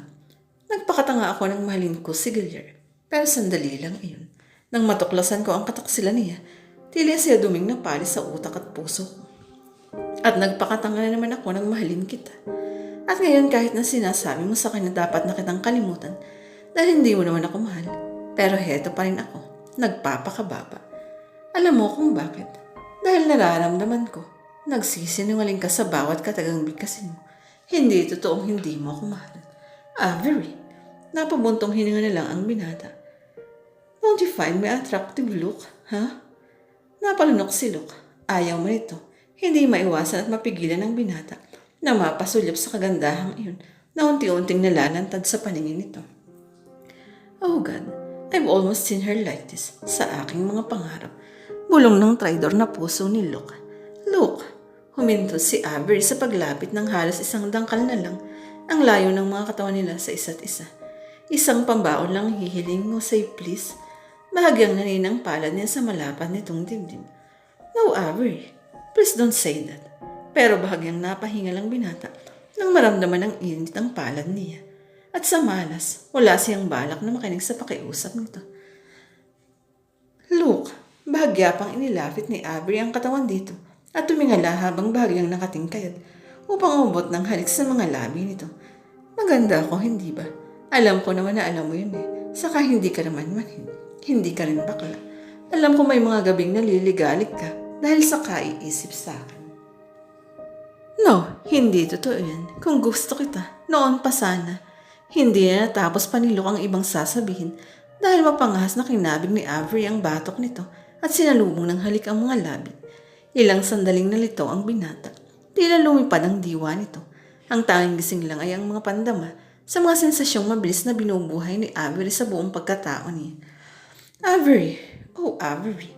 Naging mapusok si Avery sa sumunod na kilos nito habang magkalapat ang mga labi nila. Naging mapangas ang kanyang kamay. Humawak ayon sa dibdib ni Luke. Saka binuksan ang butones ng polo nito. Huwag. Tinangka nitong alisin daw ng kanyang kamay matapos ilayo ang sarili sa kanya. Pero makulit ang dalaga. Nalis nga ang kamay nito sa polo nito pero buong kapangasang humawak iyon sa sentro nito at mabilis na nakalag iyon. Stop it. Natataranta na si Luke. Why? Malapit ka na bang sumuko? Matangay. Come on. Don't deprive yourself. I'm all yours. Pag-uwi ang maliit na lacy brusher naman ang sinimulang alisin ni Avery. Hiyanaan niyang lumaglag yun sa saing at tuluyang nahantad ng kanyang dibdib. Pag-uwi sinimulan na niyang buksan ang zipper ng kanyang palda at isinunod ilaglag sa lapag. Napahingal na lang si Luke nang tuluyang masaksihan ng paningin nito ang napakagandang katawan ng dalaga. She wore only the tiny piece of fabric pero hindi iyon sapat para hindi maglakbay ang imahinasyon ni Luke kung ano ang nasa likod ng munting. Let me handle this. Pause ang kanyang tinig habang sinimula na muling buksan ang butones ng polo ng binata. Hindi makagalaw si Luke at talagang ayaw nitong gumalaw. Basta nakatitig lang ito sa mukha ni Avery, sa mga mata, sa mga labing namumulat. Tuluyang nabuksan ang polo nito. Nahantad ang malapad na dibdib ng binata. I love you, Luke. Nagsimulang humaplos ang palad ni Avery sa dibdib nito. Dumadama, pumipisil. Don't give yourself a hard time. Marahang dumaos-dos pababa sa may sikmura nitong kanyang palad. Humaplos sa maliliit na balahibong naroon. Saka mapanghas na muling itinuloy ang pagtatanggal ng sinton. Muling napahingal si Luke, napapanunok habang kuyom ang kapao. I'm all yours, promise. Hindi ka magsisisi. Saka tuluyang nabuksan ng mapanghas na yung mga daliri ang zipper ng pantalon nito. Shit! Mahinang mura ni Luke. Pero hindi nag-abalang namigil ang kamay nito. Napangiti naman si Avery. Pagkuway naglambitin siya sa leeg nito at hinayaang magkadikit ang mga hubad nilang dibdib. Kiss me, Luke. Kiss me. Promise you won't regret any single minute of making love with me. Saka siya tumingkayad upang maglapat ang mga labi niya. Tell me you, Avery. Tell me you. At sa pagkabigla ng dalaga, humapit sa kanyang bewang ang isang braso ni Luke. Kasunod na yun ay kinumumos ng mga labi nito ang mga labi niya. Marahas ang halik, parang galit at gigil na gigil. Tila nagpaparusa. Gustong manakit. Parang gusto rin sakalin ng mga braso nito ang kanyang katawan sa sobrang higpit ng mga yakap sa kanya. Pero baliwala yan kay Avery kahit namamanhid na ang kanyang mga labi at lihim talaga siyang nasasaktan sa pananalakay nito. She kissed him back pero sa paraang masuyo at punong-puno ng pagmamahal. Kalaunan tila napagad si Luke sa marahas na pananalakay. Nagbago ang paraan ng paghalik nito sa kanya. Naging masuyo, magaan ang galaw ng mga labi habang ang mga brasong nakayapos sa kanya ay hindi na nananakal. Bahagya na iyong lumuwag. Gustong maiyak ni Avery. Alam ng dalaga. Nagising na niya ang lahat ng sensualidad sa pagkatao ni Luke at hindi siya papayag na magbago pang isip nito. Nagmagising pa ito sa kahibangan. Gagawin niya ang lahat para tuloy na itong makahulagpos sa pagpipigil. Ang kanyang palad ay muling humaplos sa katawan nito. Mapangahas na pumaloob sa bukas na pitong pantalon. May nais na abutin ang kanyang palad. Ikulong doon. Sambay na tuluyang gisingin. Avery, wag. Pero muling pumigil sa kamay niya ang kamay ni Luke at tinigil ang paghalik sa kanya. Luke, please. Gusto na niyang maiyak. Muli siyang nakadama ng takot na baka magbago ang isip nito. Huwag mong gawin yan. Hayaan mo nga akong tumapos ng sinimulan mo. Hindi mo na kailangang magpakababa, Avery. I love you. Mahal na mahal kita. Hayaan mong ipadama ko sa'yo kung gaano kita sinasamba. Pagka-uwi ka na yun, muling naniil ng halik ang mga labi nito sa kanyang mga labi. Matagal, mapusok at masuyo. Maya-maya ay iniwan ito ang mga labi ng dalaga. Pinadaos-dos ang mga pinong halik sa kanyang liig, patungo sa gitna ng dibdib. Pagkuway naglakbay patungo sa isang dibdib, habang ang isa pa ay sinamba ang palad nito. Hinaplos, dinama at pinisil. Napapikit na lang si Avery. Ang kaluwalhati ang inihatid ng mga sensasyong binubuhay sa kanyang katawan. Ang ginagawa ni Luke ay kahirap pakitunguhan. Ngunit hindi naman niya gustong matapos. At ang ligayang inihatid sa kanyang puso ng mga katagang biligkas nito ay tila kay sarap namnamin.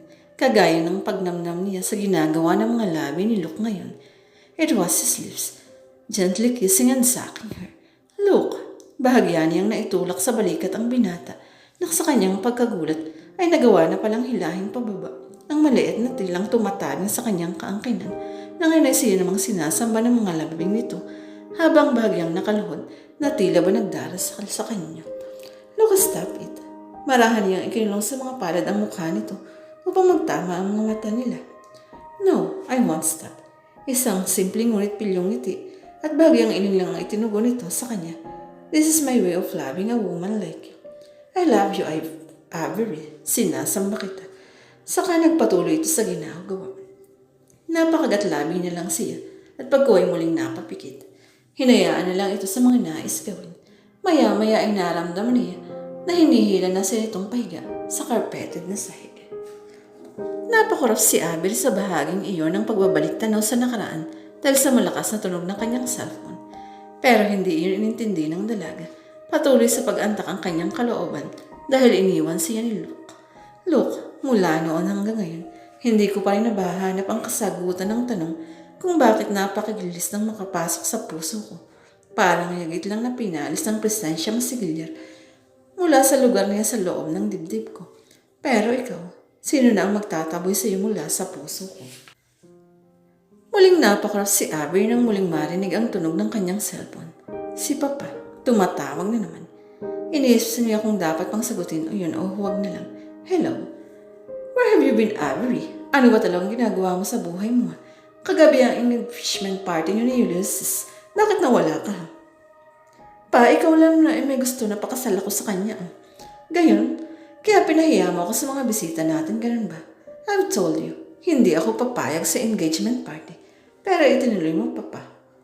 Tigilan mo na ako. Hindi ko mahal si Ulysses o kahit na sinong gustong para sa akin. I have my own life to live. Mahirap bang intindihin yun? Mahirap. Dahil sinasabi ko na sa'yo, kung isang kagaya lang ng abogadong pulpul na si Luke ang makukuha mo, talagang hindi ko yun matatanggap. I love him. Love? Ha? Ano bang may pagmamalaki na ng lalaking yan ha? Ang maliit niyang opisina, ang pagiging abogado niya ng mahihirap, ang pagiging misteryoso ng kanyang pagkatao ha? At hindi mo ba ako naiintindihan? Bastos ang lalaking iyon. Masyadong ragmanamit. Sinong maniniwala na abogado siya? Ako pa, si Luke ang mahal ko at siya lang ang mamahalin ko. Sa kanya lang ako pakakasal. Yun lang at ini-off na niya ang kanyang cellphone. Ang uli yung magaling ay tuluyan niyang ini-off ang power niyon para hindi na makatawag ang ama. Hindi ako papayag na iwanan mo ako, Luke. Ikaw ang nagsimula nito. Ipinadamo mo sa akin paano magmahal ang totoo, kung paano mahalin, kung paano maging maligaya ang totoong masaya. Hindi ako papayag na maiwan sa isang tabi. Gagawa ko ng paraan. Kung wala ka mang sinabi sa akin kung saan ako pupunta, ako mismo ang tutuklas niyan. Kaya sa halip na lisanin ang condo unit ni Luke, sinimula ni Avery na maghalughog sa mga gamit to. Labag man yan sa kagandahang asal. Who cares? All is fair in love and war. Nistrong kaniya ang drawer na bakal hanggang sa makakita siya ng bagay na pwedeng magbigay ng liwanag sa kanya. Isang maliit na diary ang nasa ilalim ng mga papeles ni Luke ang hawak niya ngayon. Sinimulang basahin ni Avery ang mga nakatalaro.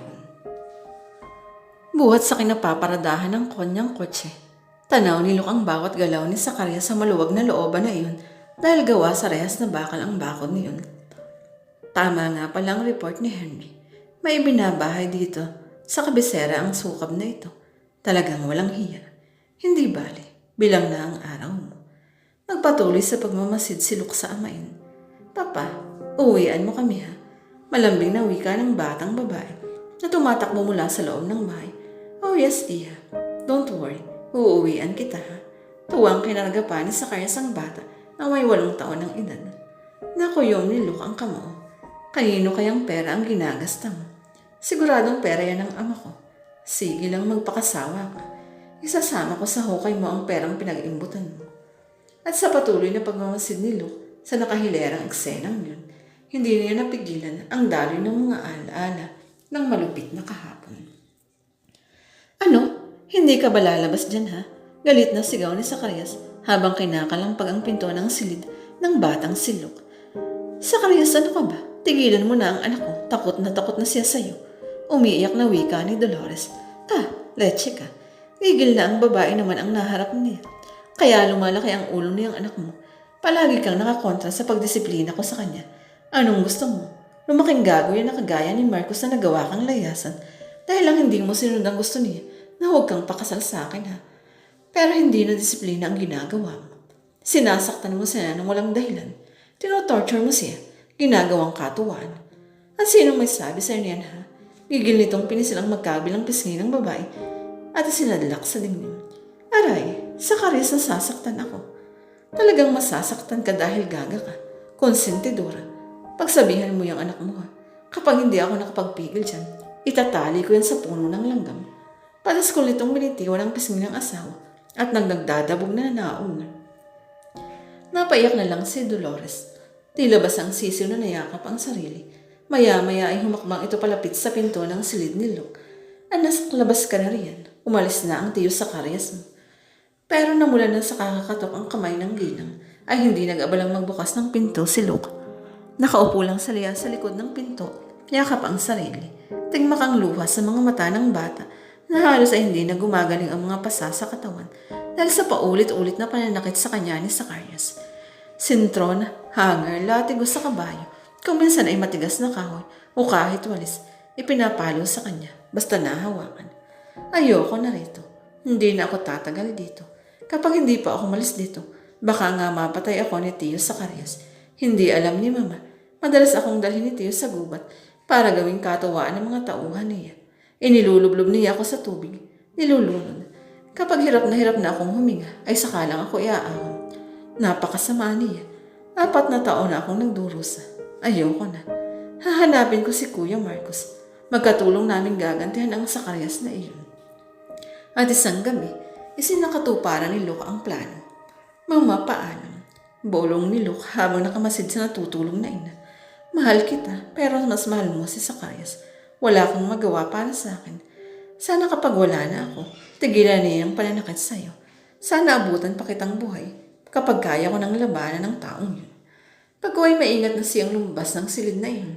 At sumunod na pinuntahan ni Luke ay ang silid ni Sison na noon ay 7 taon. Himbing na himbing ang bunsong kapatid. Walang kamalay-malay sa nagaganap. Babalingkan ka namin ni Kuya Marcos, Sison, kaming mag-aalaga sa'yo. Hindi ka naman masyadong sinasaktan ni Zacarias. Sana hanggang sa paglaki mo ay ganun. Sana makilala at matanggap mo pa kami kapag nagbalik na kami ni Kuya.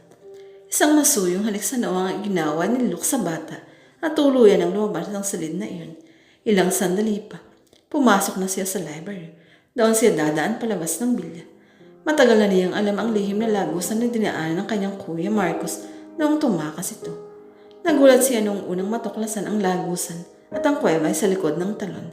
Kalauna natuklasan niya kung para saan ang natuklasang lugar. Para sa kaligtasan niya, sa kalupitan minsan ni Zacarias.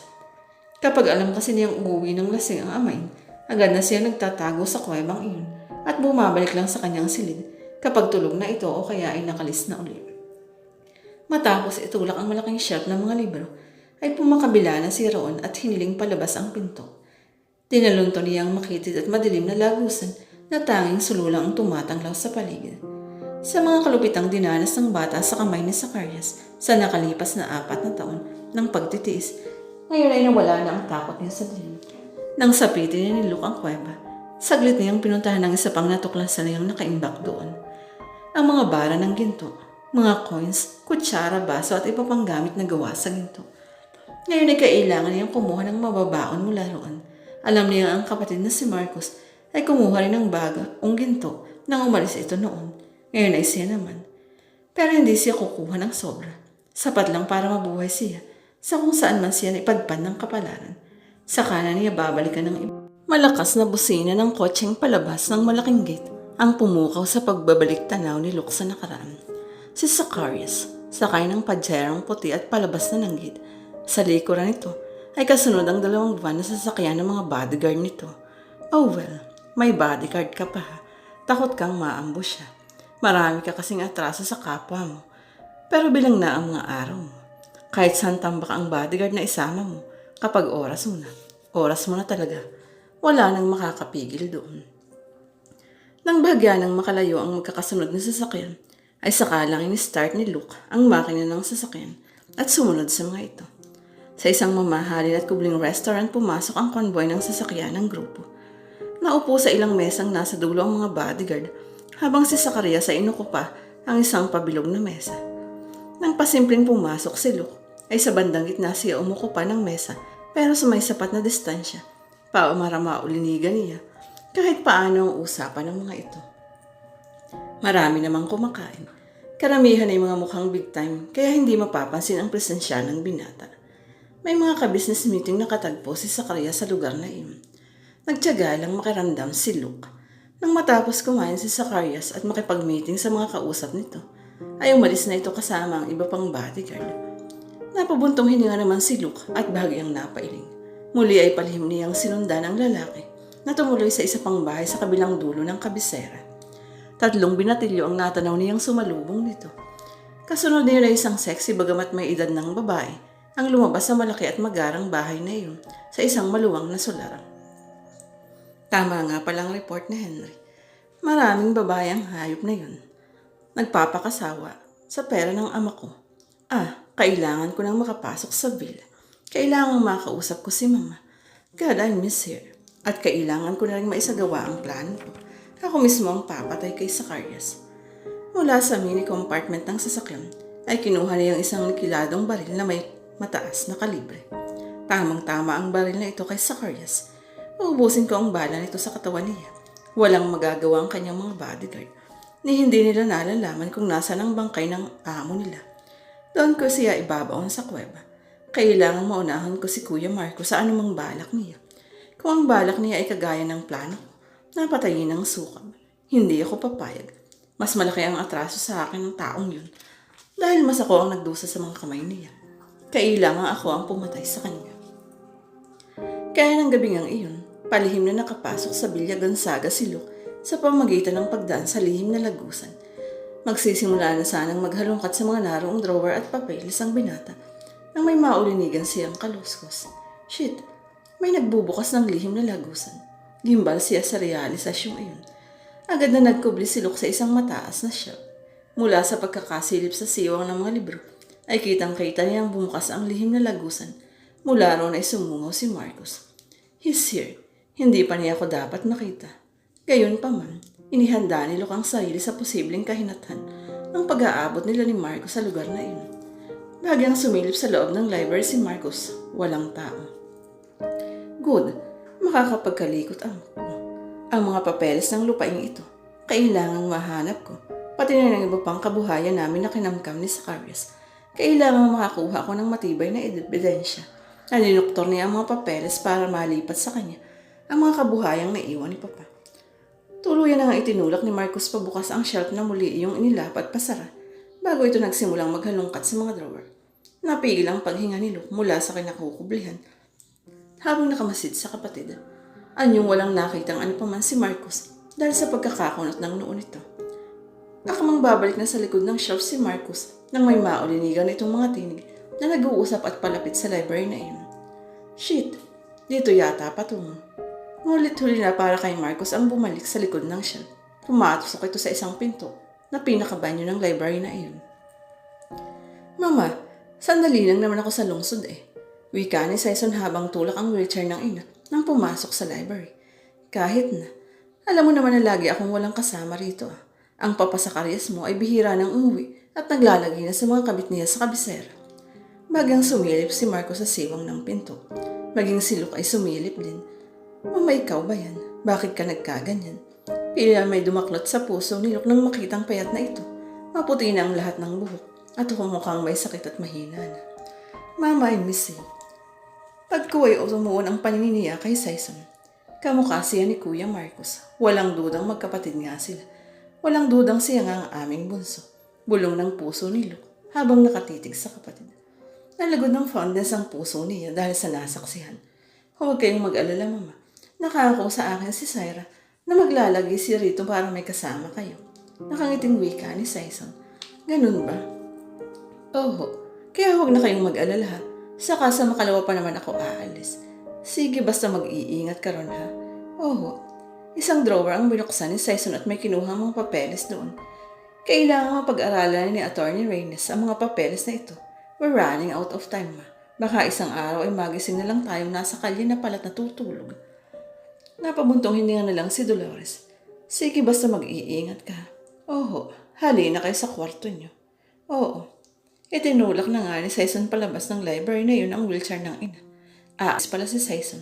Kailangang mapasundan ko siya kay Henry.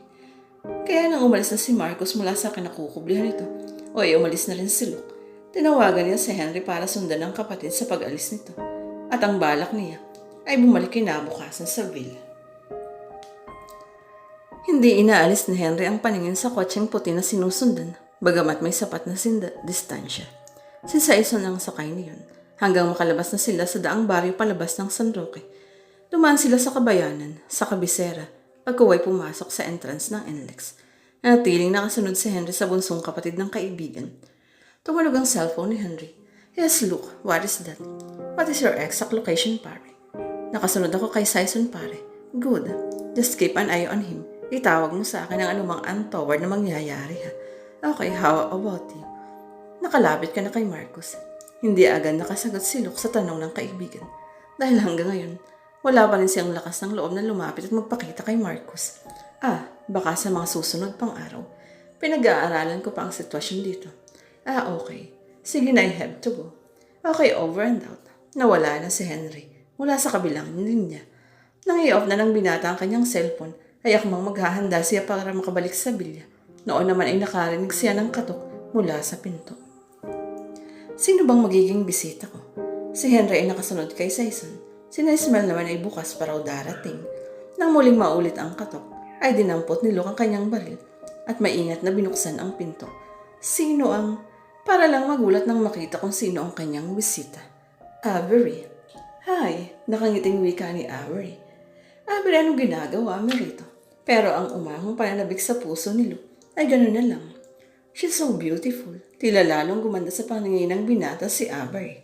Ang mga labi, mas naging mamula-mula. Ang mga pisngi, tila kay sarap pa ring haplusin. Sinundan kita. Papasok naman Pagod na pagod ako sa biyahe. Saka humakbang na siya papasok. Avery, napasa po na lang sa noo si Luke habang nakasunod ang tingin sa dalaga. Nahirapan naman akong hanapin ka rito sa San Roque. Mabuti na lang. Nakilala ko yung sasakyan mong nakaparada sa labas, kaya naglakas loob akong kumatok. Kaswal na naupo sa naraong si Avery at isinandig ang pagod na katawan. Avery, hindi ka dapat nagpunta dito. Hindi ka dapat sumunod. Napaupo si Luke sa tabi niya. Bakit? Maang-maanga na tanong niya nang nakangiting bumaling dito. Malamlam ang mga mata niya.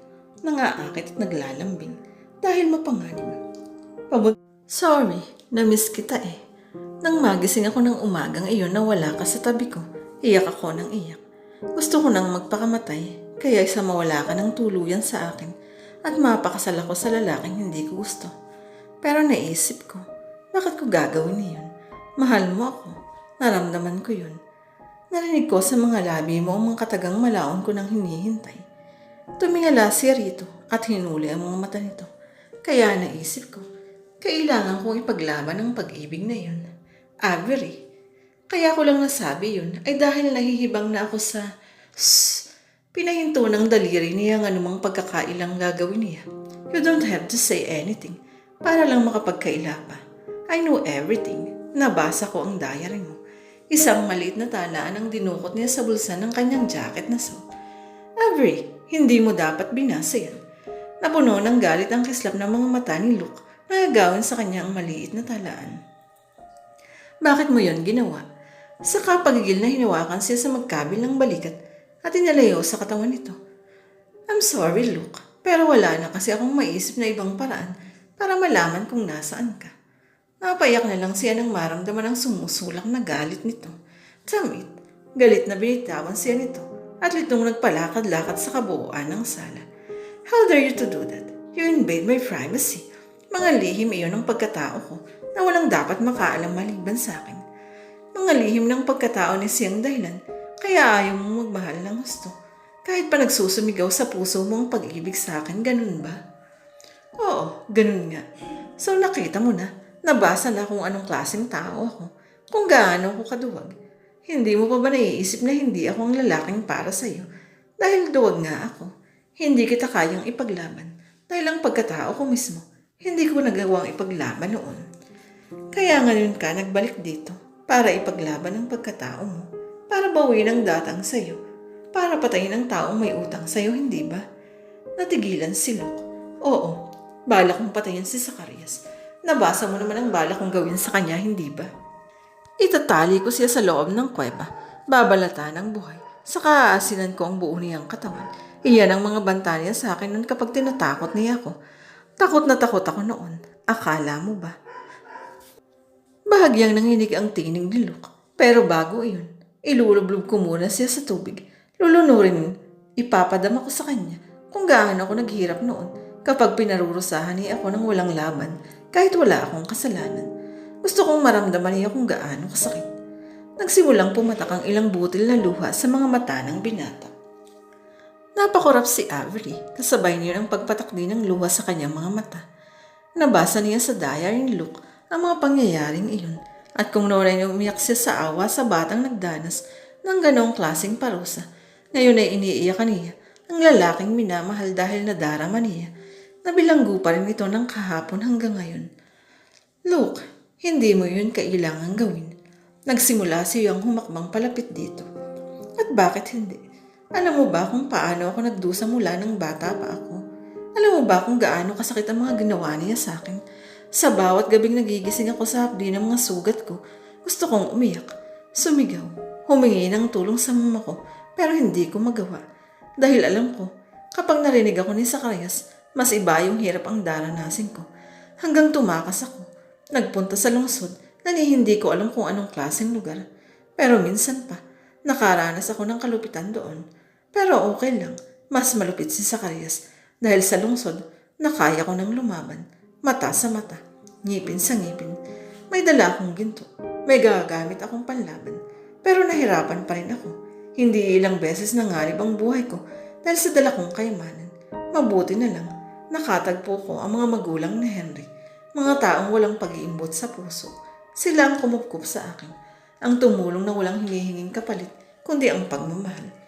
Pero kahit na umayos ang buhay ko sa lungsod, kasama ko pa rin gabi-gabi ang mga bangungot ng kahapon, ang mukha ni Zacarias, ang mga kalupitan niya. Kaya ngayon sabihin mo sa akin, paano ako makakapagsimula gayong alam ko na may isang halimaw na nabubuhay sa bahaging ito ng mundo, na anumang oras ay maaari ninyang saktan ang pamilya ko. Napalunok si Avery. Oo, nabasa na niya sa diary ni Luke ang mga pangyayari iyon. At siya mismo ay napupuot kay Zacarias dahil sa pagpapahirap nito sa kanyang minamahal. Pero may Diyos na may karapatan lang na magparusa sa mga nagkasala. Nulas sa mga labi niya nang makalapit na rito at masuyong ikulong sa mga palad niyang mukha nito. Oo, alam ko may Diyos. May takot pa rin ako sa kanya. Alam ko ang tama at mali. Pero ang mga kagaya ni Zacarias, baka hindi siya makayang parusahan ng Diyos. Look, kapag ginawa mo iyon, paano ako pag nahuli ka? Gusto mo bang makasal ako sa ibang lalaki? Paano kapag nagbunga ang nangyari sa atin? Ang bata, baka parusahan din ang magiging asawa ko dahil hindi niya ito anak. Avery, napakurap ang binata. Gusto mo bang maranasan ko ang dinanas ng mga mong kalupitan mula sa lalaking hindi naman talaga nagmamahal? Pababayaan mo bang magdusa rin ako? Mahal mo ako, hindi ba? Mahal na mahal.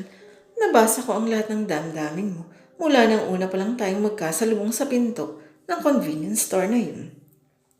Sinadya mo akong sundan at nagpatanaw ka para habulin kita dahil hindi mo alam kung paano ako i-approach. Nabasa ko rin kung paano kumakabang dibdib mo habang kumakain tayo sa turo-turong iyon at lihim mo akong pinagmamasdan.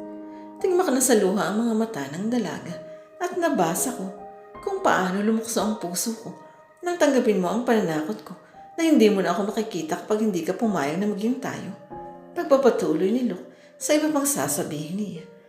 Napangiti siya kahit umiiyak. Yeah, it's so cute. Alam mo ba kung paano ako kinilig nang mabasa ko na kung awayo ako, saka ka lang mangungulit na maging tayo? Ikaw ha, nambablog ka lang pala. Pero okay lang. Noon pa man, natakot na ako mawala ka. Kaya kahit mali, tinanggap ko ang alok mo. Napahikbi siya. Avery, masuyong humaplos sa pisngi niya ang palad nito. Look, maraming legal na paraan para makakabawi ka kay Zacarias. Maraming paraan para makaganti. Hindi mo kailangang ilagay sa kamay mo ang batas. Takot na takot ako nang mabasa ko ang balak mo. Ayokong maging kriminal ka. Kaya kahit hindi ko alam kung saan ka hahanapin, sumunod ako rito. Sasayangin mo bang pagkakataon na maging maligaya tayo sa piling ng isa't isa? Hindi nakakibo si Luke. Look, I miss you. The way you kiss me. Bagya siyang tumingkayad at umabot ng halik sa mga labi nito. The way we made love that night until midnight. The way you cursed me at kung paano mo ko sinamba. Please let's do it again ha. Make me a complete woman again in your arms. Tuluyan na siyang yumakap dito habang magkahinang ang mga labi nila. Sa umpisa lang hindi kumilos si Luke. Sa huli naging mapusok na rin ito. Sumilang nananabik na halik na kanyang mga labi. Humigpit ang yakap na para bang gusto na siyang ipasok sa katawan nito. Hindi siya tumutol. Ginagada niya ang ipinadarama nitong pananabik. Sa iglap lang, isa-isa lang nahubad ang mga sablot nila sa katawan hanggang saluhin ng malambot na kama ang magkayakap nilang katawan. Avery, I miss you. And I love you. God, I don't want to lose you anymore. I love you. Paulit-ulit na sinasambit na Luke habang nagkakaisa ang mga katawan nilang magkahulma. Habang nagsisimula ng maging marahas ang pagkilos nito sa ibabaw niya na para bang hindi aabutan. I love you too. I'll be yours forever. Ganting usal ni Avery habang ginagaga niya ang maras na paggalaw ng katawan nito. Ungol ni Luke nang maramdaman ito ang masuyong haplos sa pisngi. Pagkaway nagmulat ang mga mata ang binata. Avery, good morning sweetheart. Malambing na wika niya. Sorry nagising kita. Pero naiinip na kasi ako eh. Gusto kong makitang nakadilat ka. Lumamlam ang mga mata niya. Napangiti si Luke. Talaga? At bakit na nga gusto mo akong makitang nakadilat ha? Masuyong tanong nito. Kasi umaga na. So, pumulupot ang mga braso nito sa bewang niya. Nagugutom na ako. Hindi pa ako naghahaponan kagabi nang dumating ako Ha? Biglang bumukas ang pag-aalala sa mukha nito. Bakit hindi mo sinabi agad? Sana'y nakapaghanda ako ng, it's okay, ngayong gising ka na, busog na ako. Napangiting muli ang binata. Talaga. Saka hinila niya ang kumot na tumataling sa katawan nila upang malantad ang mga hubad nilang katawan. Avery, don't you like to do it again, ha? Tuluyan niyang dinaganan ang hubad na katawan sa ibabaw nito. Avery, napahingal si Luke, pero kusang yumupo sa mga braso sa kanyang bewang. Napangiti siya. Nagdiriwang ang kanyang kalooban dahil nararamdaman niya na hindi pa man ay pinagkakanulo na ito ng sariling kahandaan. Anyway, kung ayaw mo ako na lang ha. Then she sat on his lap. Avery, ano ka ba? It's okay. Pag-aaralan ko ha. Malambing niyang usal habang nakatitig sa mga mata nito. Ang namimilya niyang mga mata. Nagsimula siyang kumilos sa ibabaw nito. Oh, Avery, you don't have to do that. Pero nakapikit ang mga tang napahawak ito sa kanyang bewa. No, I should do this. Nagpatuloy siya sa marahang paggalaw, pagbabata sa katawan. This way, may padaram ako sa iyo kung ano pa ang mga kaya kong gawin para mapaligaya ka. Oh, Avery. Napasinghap na lang si Luke sa kahinayaan siya sa kanyang kapusukan. Kalaw na naging maras na rin ang pagsalubong ng katawan nito sa katawan niya, habang ang mga kamay ay nakahawak sa kanyang baywang upang patuloy siyang igiya sa mas marahas na paggalaw. Hanggang sa huli, nakamit nila kapwa ang nais makantan. Humihingal siyang napasubsob sa malapad nitong dibdib. Nakapikit ang mga mata, habang sa mga labi ay nakapagkit ang hindi maalis-alis ng ngiti. I love you, Avery. You made me complete again.